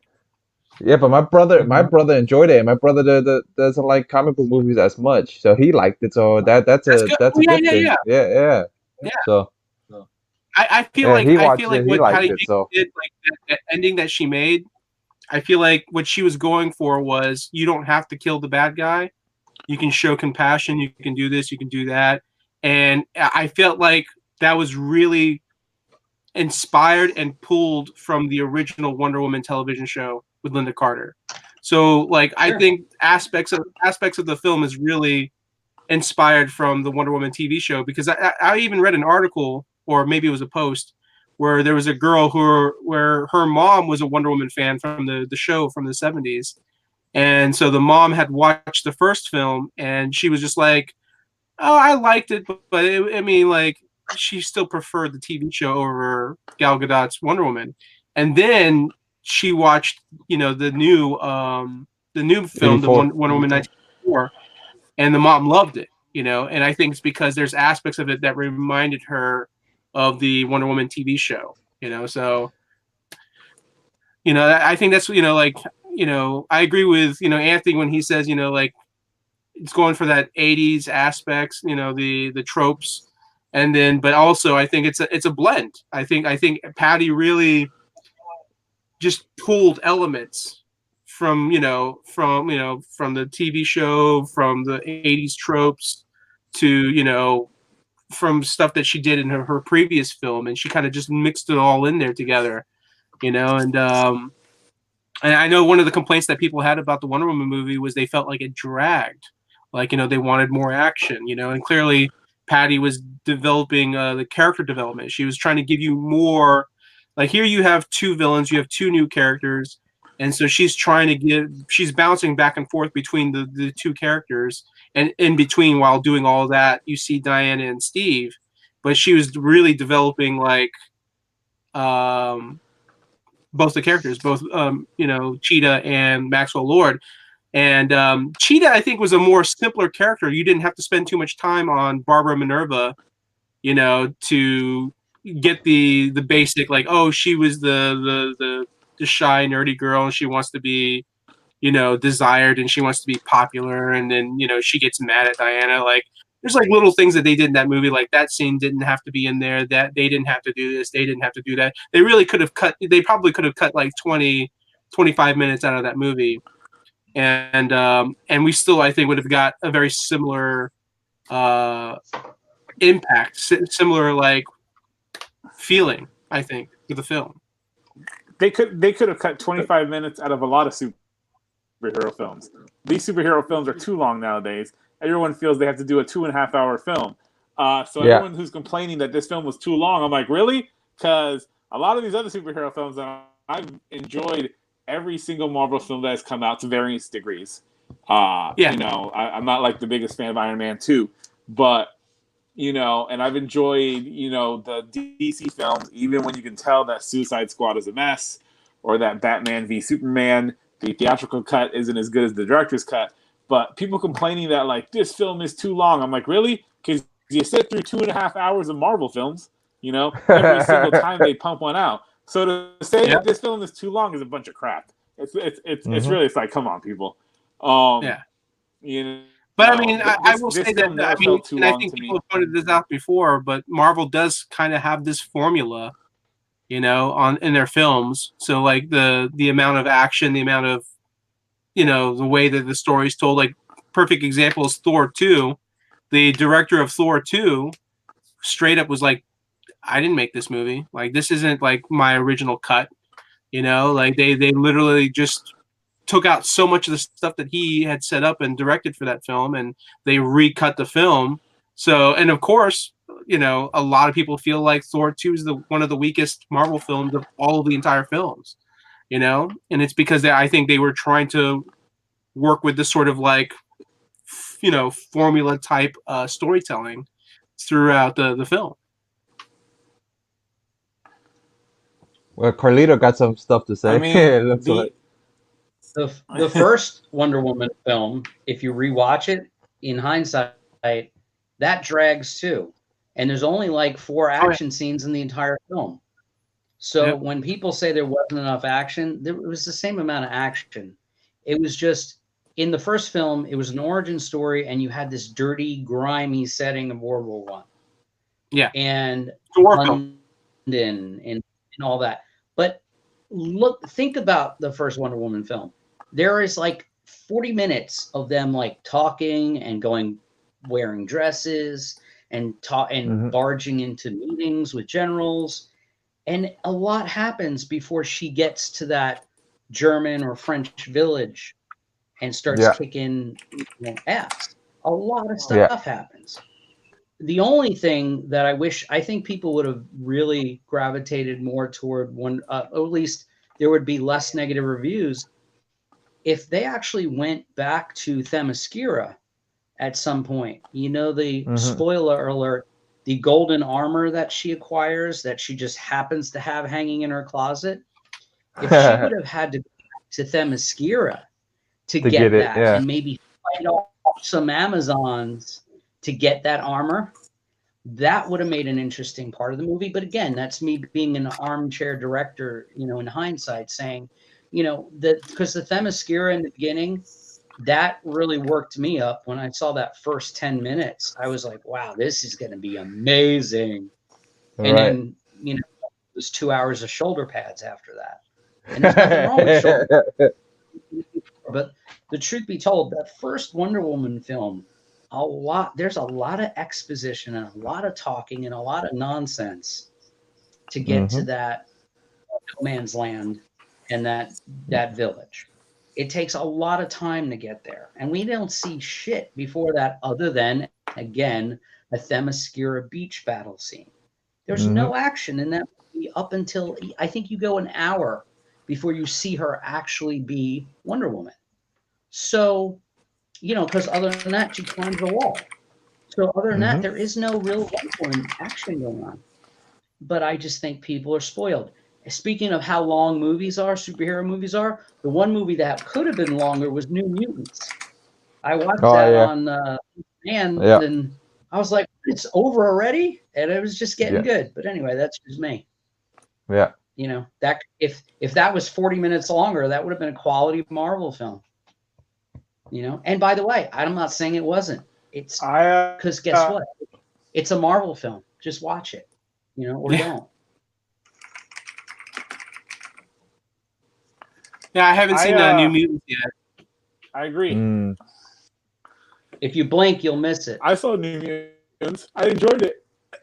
I enjoyed it a lot. I enjoyed it. I enjoyed it too. It's pretty much longer. A lot. The funny thing is, people were like, "Oh, it's, you know, the whole teenage thing they do. It's been there, done that." But it's like he literally told you. The director literally said he was going to do John Hughes as mutants. You know, John Hughes teen films as mutants, and like that's what he did. And then everyone got mad. That everybody got butthurt. What he said he was going to give them. And everybody got butthurt about it. Hughes movie with mutants, and then Stephen King elements, and had all that stuff. It had all those things.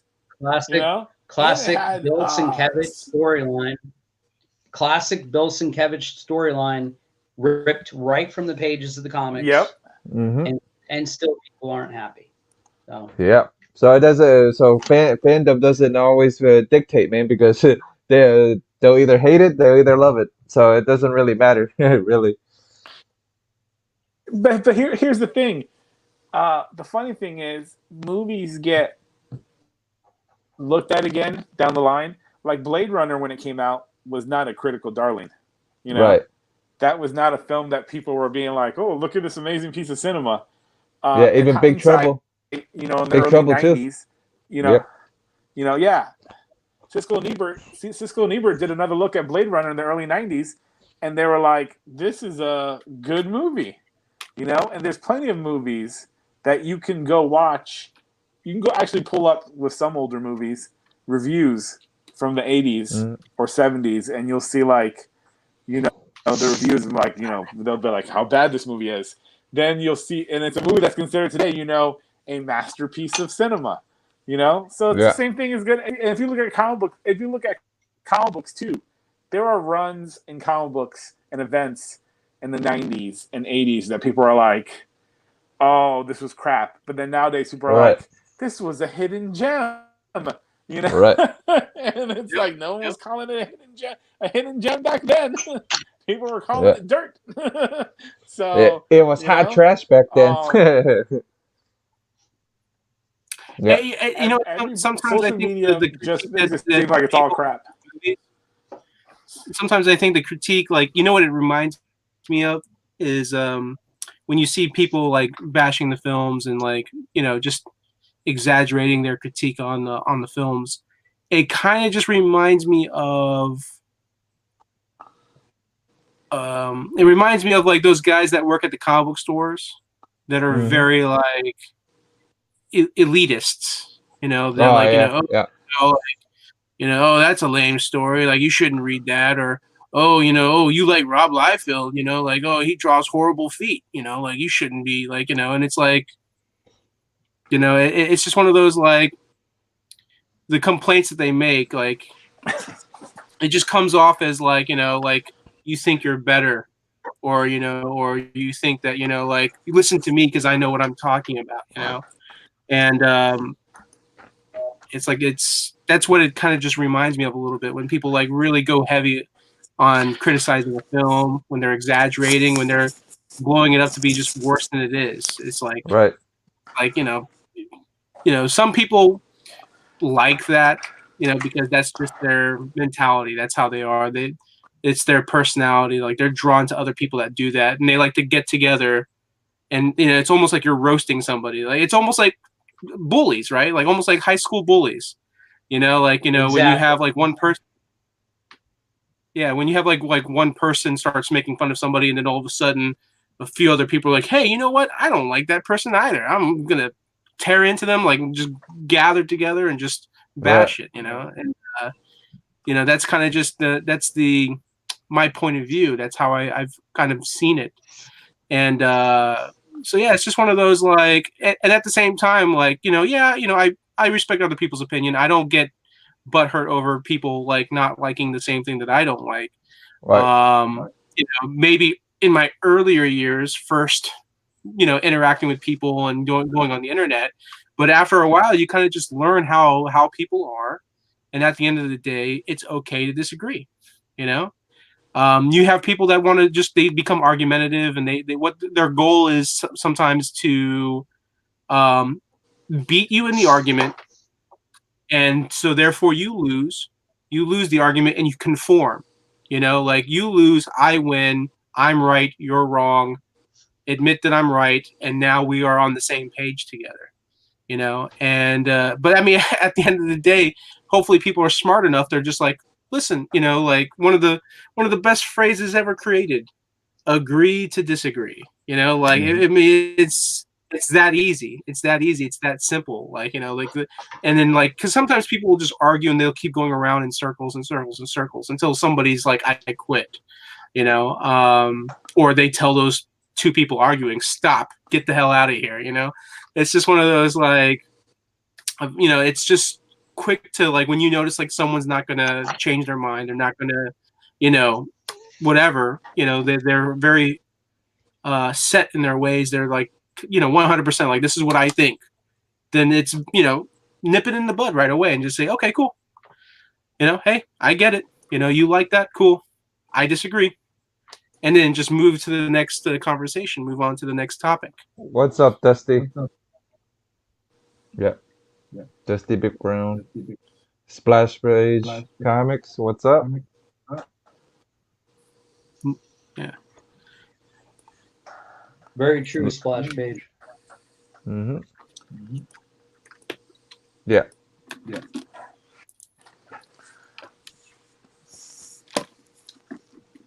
Hey, if you like this video, subscribe. Yeah. They're all yeah. And then everybody's links are down below too.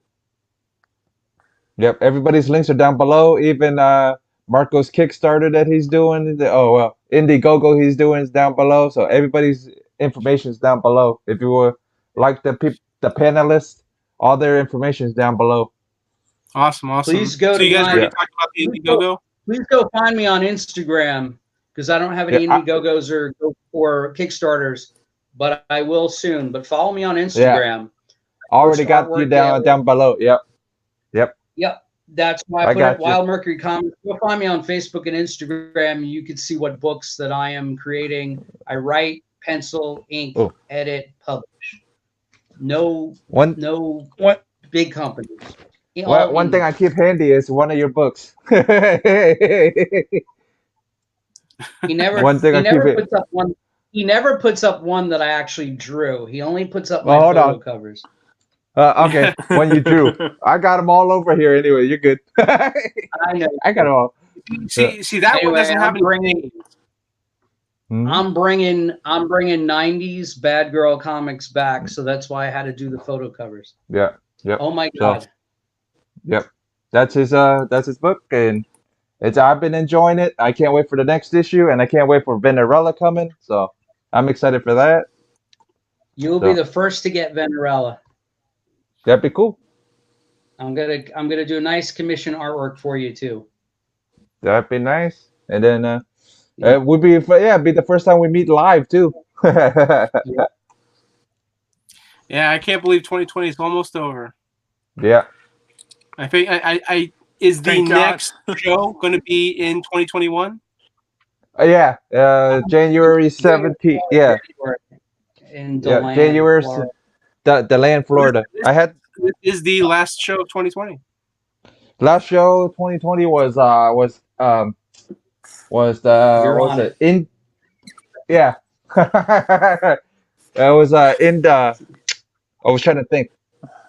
The last show, the last YouTube show is mine this year. It would be today. Would be the last one. But the last con that was out here was Infinity Con was the last one. So that would be the last one of the year in general. Infinity Con. So nice. Yeah, I hope they do a couple. Don't jinx us, Randall. Yeah. My rating of Wonder Woman 84. I'm torn, right? I'm torn. Oh boy. I can't decide if the first film is better or if this film is better. You know, I think like there's aspects of this new film that I liked more than the first film. Like I think the action scenes were better in this movie than the first movie. You know, there was a lot, in my opinion, there was a lot to like in this new movie. It was more colorful. I think it was more fun. When I say the action scenes were better, like just the way you see Diana using the lasso. There was a few times where the way she used the lasso out loud, I was like, ooh. And I was like, oh. I was like, just like that. Just like that, he said, ooh. She was using it like Spider-Man. Yeah. I think. Like when there's a point in the film where she's using the lasso and there's these two thugs behind her in the mall and she's not even looking at them and she whips the lasso behind her back and they both like hit them or wrap them and she's just like the way she was just moving, like she was moving like she was a pro. Like in the first film, you could tell like, this is like she's, first becoming Wonder Woman and like she's skilled and doing all this other stuff, but I felt like in this one she had so many more skills. She was just like the only thing that lacked was the flying, and of course they showed a little bit of that, so spoiler. I mean she flew in Randall's just spoiling this left and right or whatever, He jumped. Yeah. But I mean, I feel like I have to watch it again to really decide if I like it better than the first one or not. What I should do is I should rewatch the first one and then watch this the sequel back to back and kind of just really give it sort of like the comparison. Like, I think the movie, like, it would have been nice to see more scenes with Diana and Steve Trevor. Wait, wait, Randall. He asked for a rating. He didn't ask for a whole explanation. Yeah. But I mean, I'm just giving my opinion. Like on. I know. Give us a number, though. I'll give a rating. Give a number. Give a number. He asked for a rating. I mean, out of 5 stars, I'd say 10. 4 out of 5 stars. Or out of 5 Randos, how many Randos? There's not enough Randalls. This movie made up for that horrible Ares fight scene in Wonder Woman 1. So, yeah. Literally, I loved everything about Wonder Woman, the first film, except for when we got to the obligatory supervillain fight scene where Ares is like, haha, you found me. Now it's time for me to transform from this weakling guy you see before you into the CGI, Ares, and we will fight on the battlefield. And I was like, oh, okay, we're going there. All right. Yeah, pretty much. But I guess we are. That's cool. Yeah, I mean, you kind of see like Wonder Woman turning to the side, and there's somebody there going like this, like, let's wrap it up. We're at the end of the movie. Let's just do the big fight scene and like get to the credits. We're good. Yep. Ares walks up. He's like, "Oh, you want me to like fight her right now? Like, just reveal that I'm Ares." Yes. Look, yes. Carlito even thanked me because for you because he wanted a raise. I think, this movie in hindsight, people years from now are gonna end up loving it. Those who didn't. Yeah. And honestly, for those who didn't, you can only go up when it comes to the third one. And I think the third one is going to be a good film too. Hopefully. I'm just excited to whatever's the next. I'm more excited for whatever the next DC film is. I just I'm more excited for that. Which I think the next thing is going to be the. I mean, yeah, but it's really getting a cut of a film of a previous film I've already seen. Glorious 4 hours of a masterpiece. I mean, I think the next thing we're getting is what? Suicide Squad? Is that the next one? Yeah, I think Suicide Squad. I thought. Yeah, it is. I thought it was Black Adam for some reason. No, because they're like they're in the stages of filming for Black Adam. No, okay. And then before Suicide Squad, we're getting the Peacemaker miniseries. Oh, is Peacemaker coming out before Suicide Squad? I think so. I think that's the whole point of it. It's supposed to be like Peacemaker. I think it's supposed to be Peacemaker before he was on Suicide Squad. Okay. Yeah, I mean, it's going to show Peacemaker before Suicide Squad, but I'm saying like as far as like released, like I think the movie's going to be out before the series comes out. William Sorrellis says it's Batman. I think it's the Batman one. I think. Oh yeah, did they finish filming that? Because they had to pause. Yeah, they finished filming the Batman. Yeah, they finished filming, so they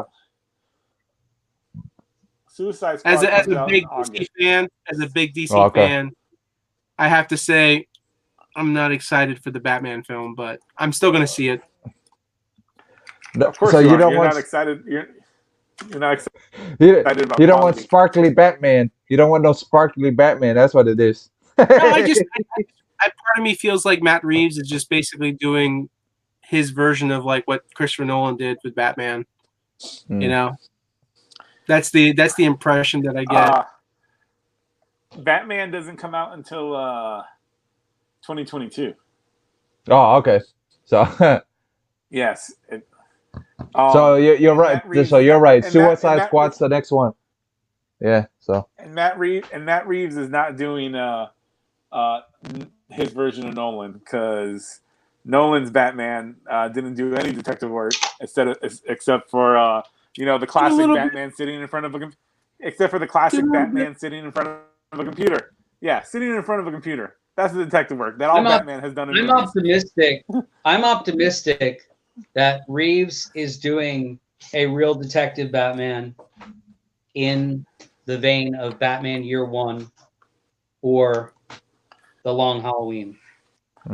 And I think that there is a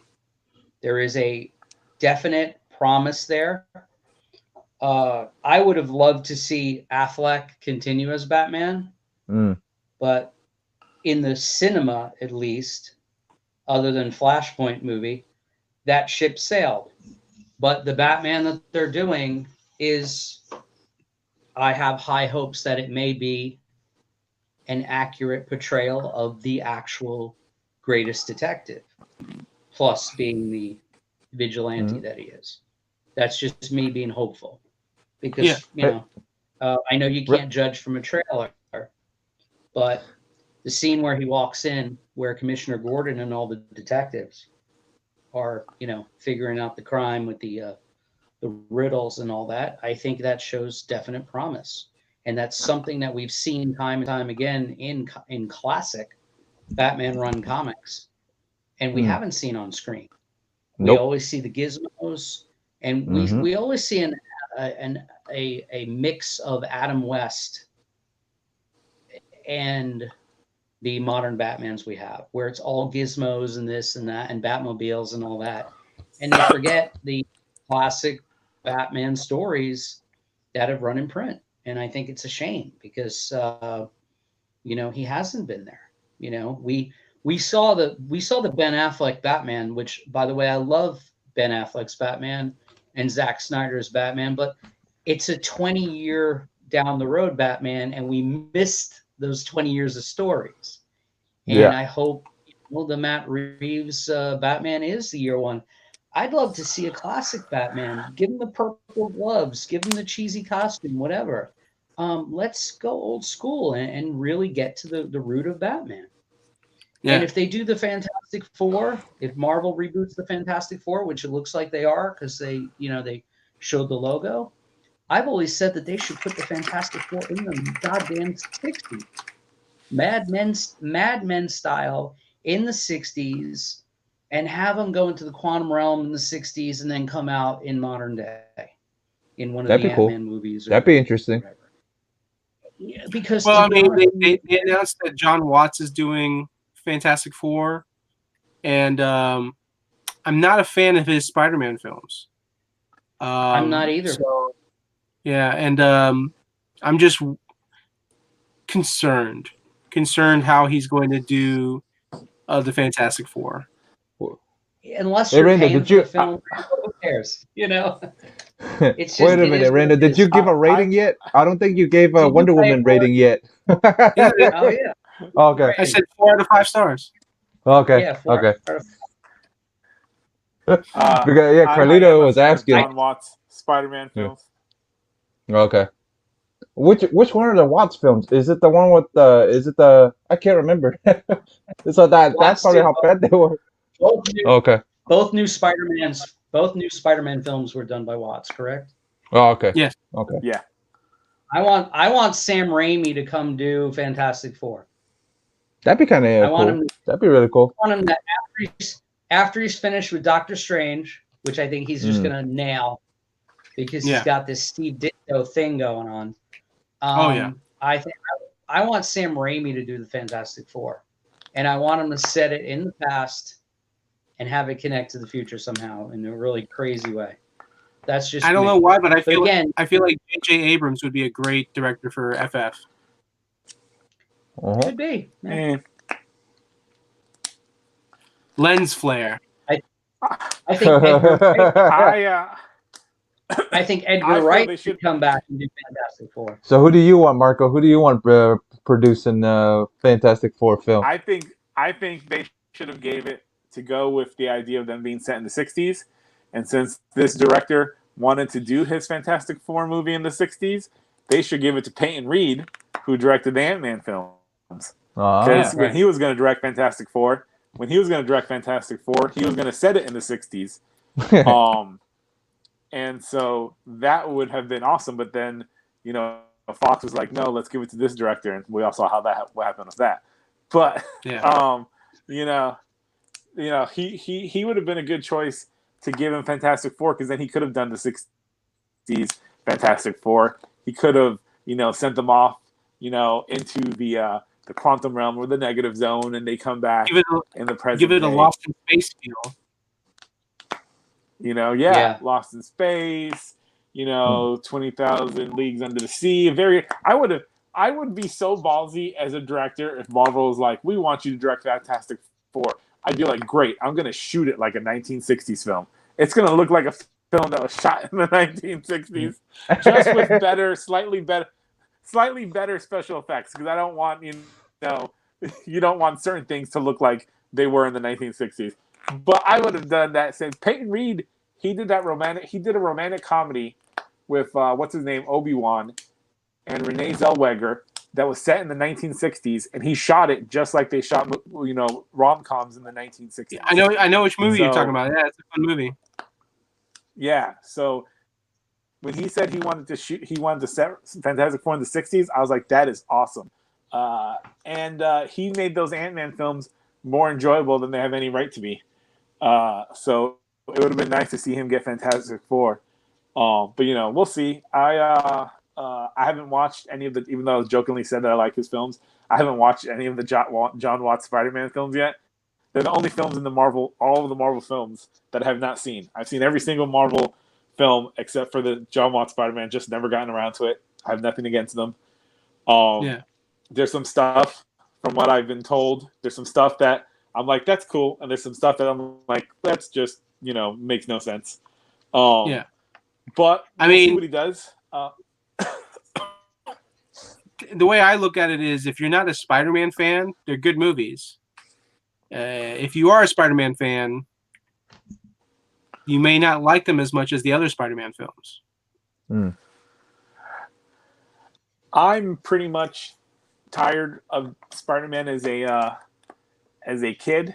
Yeah. I've went through Amazing Spider-Man 1 and 2, went through all these Spider-Man cartoons, all these Spider-Man cartoons where he's a kid, because Disney has the rights, so for the animated stuff, and then the Spider-Man 1 and 2 in the cinema when he's a kid. I'm like, I'm happy now for them to do a Spider-Man film at some point where he's a freaking adult. Like, I used to be one of those people that was like, no, make him a teenager again. Now I regret that. I'm like, no, make him an adult. I miss adult Spider-Man in live action. It's just like that the 90s Spider-Man cartoon series where he's the college student, Like, those were fun. I think he's going into adulthood. He's not a kid, but he's still new. I think Fantastic Four it's gonna be good because Marvel has their formula. People who say they don't, they're lying to themselves. They have a formula. A lot of good companies have a formula. Pixar has a formula. Yeah. But I think Fantastic Four is gonna end up being a fun movie. I mean, it's very simple. I mean, it's a dude who's obsessed. It's very pulpy sci-fi. Family. Guy, his girlfriend, her brother, her hotshot brother, and his best friend who's a pilot for the military, and they go to space. They get hit by energy waves, or they go to the negative zone, and they come out with powers, and then they fight a monster, the Mole Man, or as long as they don't fight Doctor Doom in the first film. I swear to God, if they haven't fighting Doctor Doom in the first film, I'm gonna be pissed. It'd be really awesome. It's like, stop making. They decide to reboot the Marvel Cinematic Universe. I think it'd be awesome if they partnered with Pixar and they just did an animated, Marvel Cinematic Universe, make films, I think that'd be a lot of fun. That would be, and not to mention, if they really wanted to, they can get all the original actors who played the characters before and just voice them. And I think a lot of the fans of the current MCU, they're like, oh, they're going to recast. No, we're going to keep the original cast. We're just going to make these films into like these beautifully animated Pixar type films now. Here's the thing. Even though it wasn't Pixar, they proved with Big Hero 6 that doing an animated adaptation of a Marvel comic book would be amazing. So if I was Marvel, I would do more. I would get all of the properties. I would do like Sleepwalker, an animated film. I would do like Darkhawk, the Power Pack as an animated film. I would do all the properties that are like they're not the top tier properties. They're the mid tier or the lower tier stuff. And I would tell the animated guys, go crazy. Just like they did with Big Hero 6. Go crazy.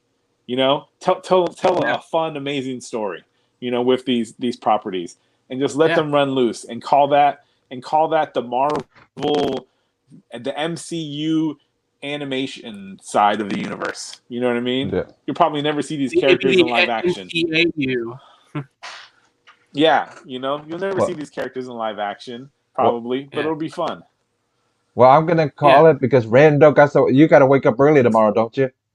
Yeah, I do. Yeah, I think he's been on this longer than he's supposed to be. Yeah. Yeah. So what?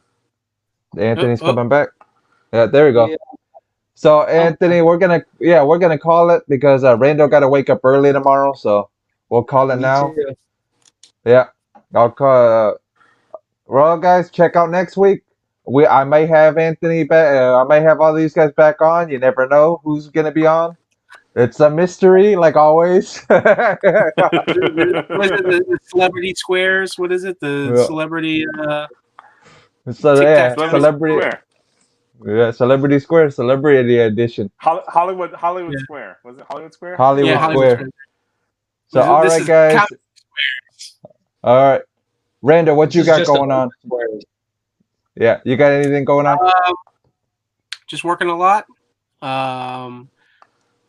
getting my first shipment from Lunar Distribution. Should be getting that soon. Future State is getting ready to come out, first week of January. So January, February should be an interesting beginning to 2021. So yeah, just working, prepping, getting ready, and then that's pretty much it. That's all that's going on.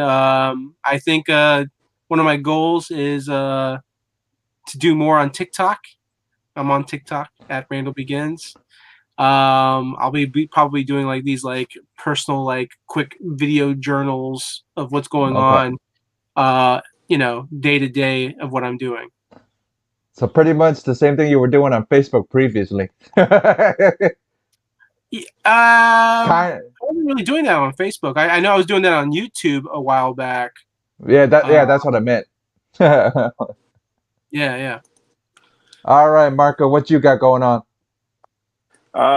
As we've stated a couple of times, I have an Indiegogo dropping on January 5th. If you go to the link on the bottom on this page, click on it, add your email. I will notify you when the Indiegogo goes live. And part of the deal is if you give me your email, which I'm only going to use to notify you, I'm not going to use it for anything else. That when you sign up, and if you decide to pledge to a tier, you also get a free trading card. That's cool. Check out the Indiegogo page. Sign up, drop your email. It's a post-apocalyptic sword and sorcery anthropomorphic comic. It's going to be a lot of fun. Got a great artist that I've collaborated on this, David Brame. I got a question for you, Marco. What about if a couple of people from out of the country Indiegogo you? How's that going to work? If somebody out of the country does. We're going to have I'm doing that this week, figuring out the international, for the international audience. So there's going to be, certain countries that I'm most likely going to do, like Canada, UK, Australia, New Zealand. Just say it, because I have a funny, when you said what was it, sword and sorcery. Our guy Vigilante, Varangian, is a big sword and sorcery guy. So he might pledge. That's why I'm asking for him. And he's in Austria. I mean, we can always figure it out. Like, I don't, So that's what I'm figuring out this whole week, the whole international side of things. But yeah, other than that, working on some projects I can't talk about. Always. Always. I mean, until they get announced, I can't say anything. Yeah, I got you. So 2021 should be a crazy year for me of announcements and moves. And you can check me out on Atomic Rex ENT at Twitter. You can check me out on Instagram. It's Atomic Rex ENT, I believe, again. And, you can also, if you love 90s comics, go to Facebook, search 90s Comics Strike Back. I'm one of the admins of that group. And when we talk 90s comics, whether it's Vertigo, Bone, Dave, classic 90s Image stuff, whatever, so check it out. Yep. All right. What you got going on, Anthony? Well, I belong to that 90s Strike Back group, so thank you very much. Right. I just and check me out at Wild Mercury Comics on Instagram and Facebook, and you'll get updates on all the books that I'm publishing. I'm on issue 5 of 6 of my my supernatural horror erotic superhero comic. It's all genres, and it's called Oh My God. And then I'm also doing a new strip called Venerella, which is about a princess vampire from Venus who just sucks everybody's blood and kills people to provide nourishment for her and her people. And it's set in space, of course, hailing from Venus. It's very cosmic and very sexy. And then I have another book that I'm going to be working on called Martian Law. And the elevator pitch is pretty much it's Judge Dredd on Mars, but again, female-centric. So if you can imagine a female Judge Dredd and a bunch of judges like that in a police force dealing with keeping the peace or actually just keeping the martial law on Mars. When we colonize Mars, the Earth is destroyed. It's in the future, and there's a bunch of people living on Mars, and the military and the police pretty much are the law. And then another comic I'm working on called Misty America, and she's pretty much a former WWE diva who goes to Afghanistan on a couple of tours of duty, gets put into some super soldier program, and then comes out as a badass, a Deadpool type, just a kick-ass female bad girl. And she was introduced actually in my series, Oh My God. So that's it. 2021 is going to be a great year creatively. Maybe the world will go to shit, but creatively, it's fun to sit at home and draw comics and read comics, and that's what everybody should be doing. Besides supporting shows like this, they should be reading comics. It doesn't matter whether it's Marvel or DC, or whether it's quarter bin comics, or whether it's new stuff done by Marco and myself, or any of the folks that you have on your program. Just read comics, because reading is fundamental. I agree with that. And if you're in the Florida area on January 17th, 2021, Anthony's going to be at the DeLand show. I'm going to be at the DeLand show. So to actually see Anthony in person finally. That's awesome. And yeah, so it's going to be exciting. And it's not like, if you guys are worried about the door fee isn't too bad, man. Door fee's only $5. So you can't beat that. Yeah, every other con's like 15, 20, 30, $40. So $5 is it's not too bad. 110. It's not bad. So not bad at all. And then I got a couple of shows going on next week, probably on Saturday. Probably gonna be on with Stay Puft, Sean, and then Robert's gonna have his show, but I have to work that night, so I won't be on with Robert. But still tune into Robert's show, The Nerdy Collective. Then I'll have Extreme Nerd Table. You never know. I may have Randall back on. I may have Marco back on. I may have Anthony back on. You never know who appears. You have to tune in to see who appears. So, but that's all I got going on, guys. Or we'll check you guys later. Yeah, pretty much. We'll check you later.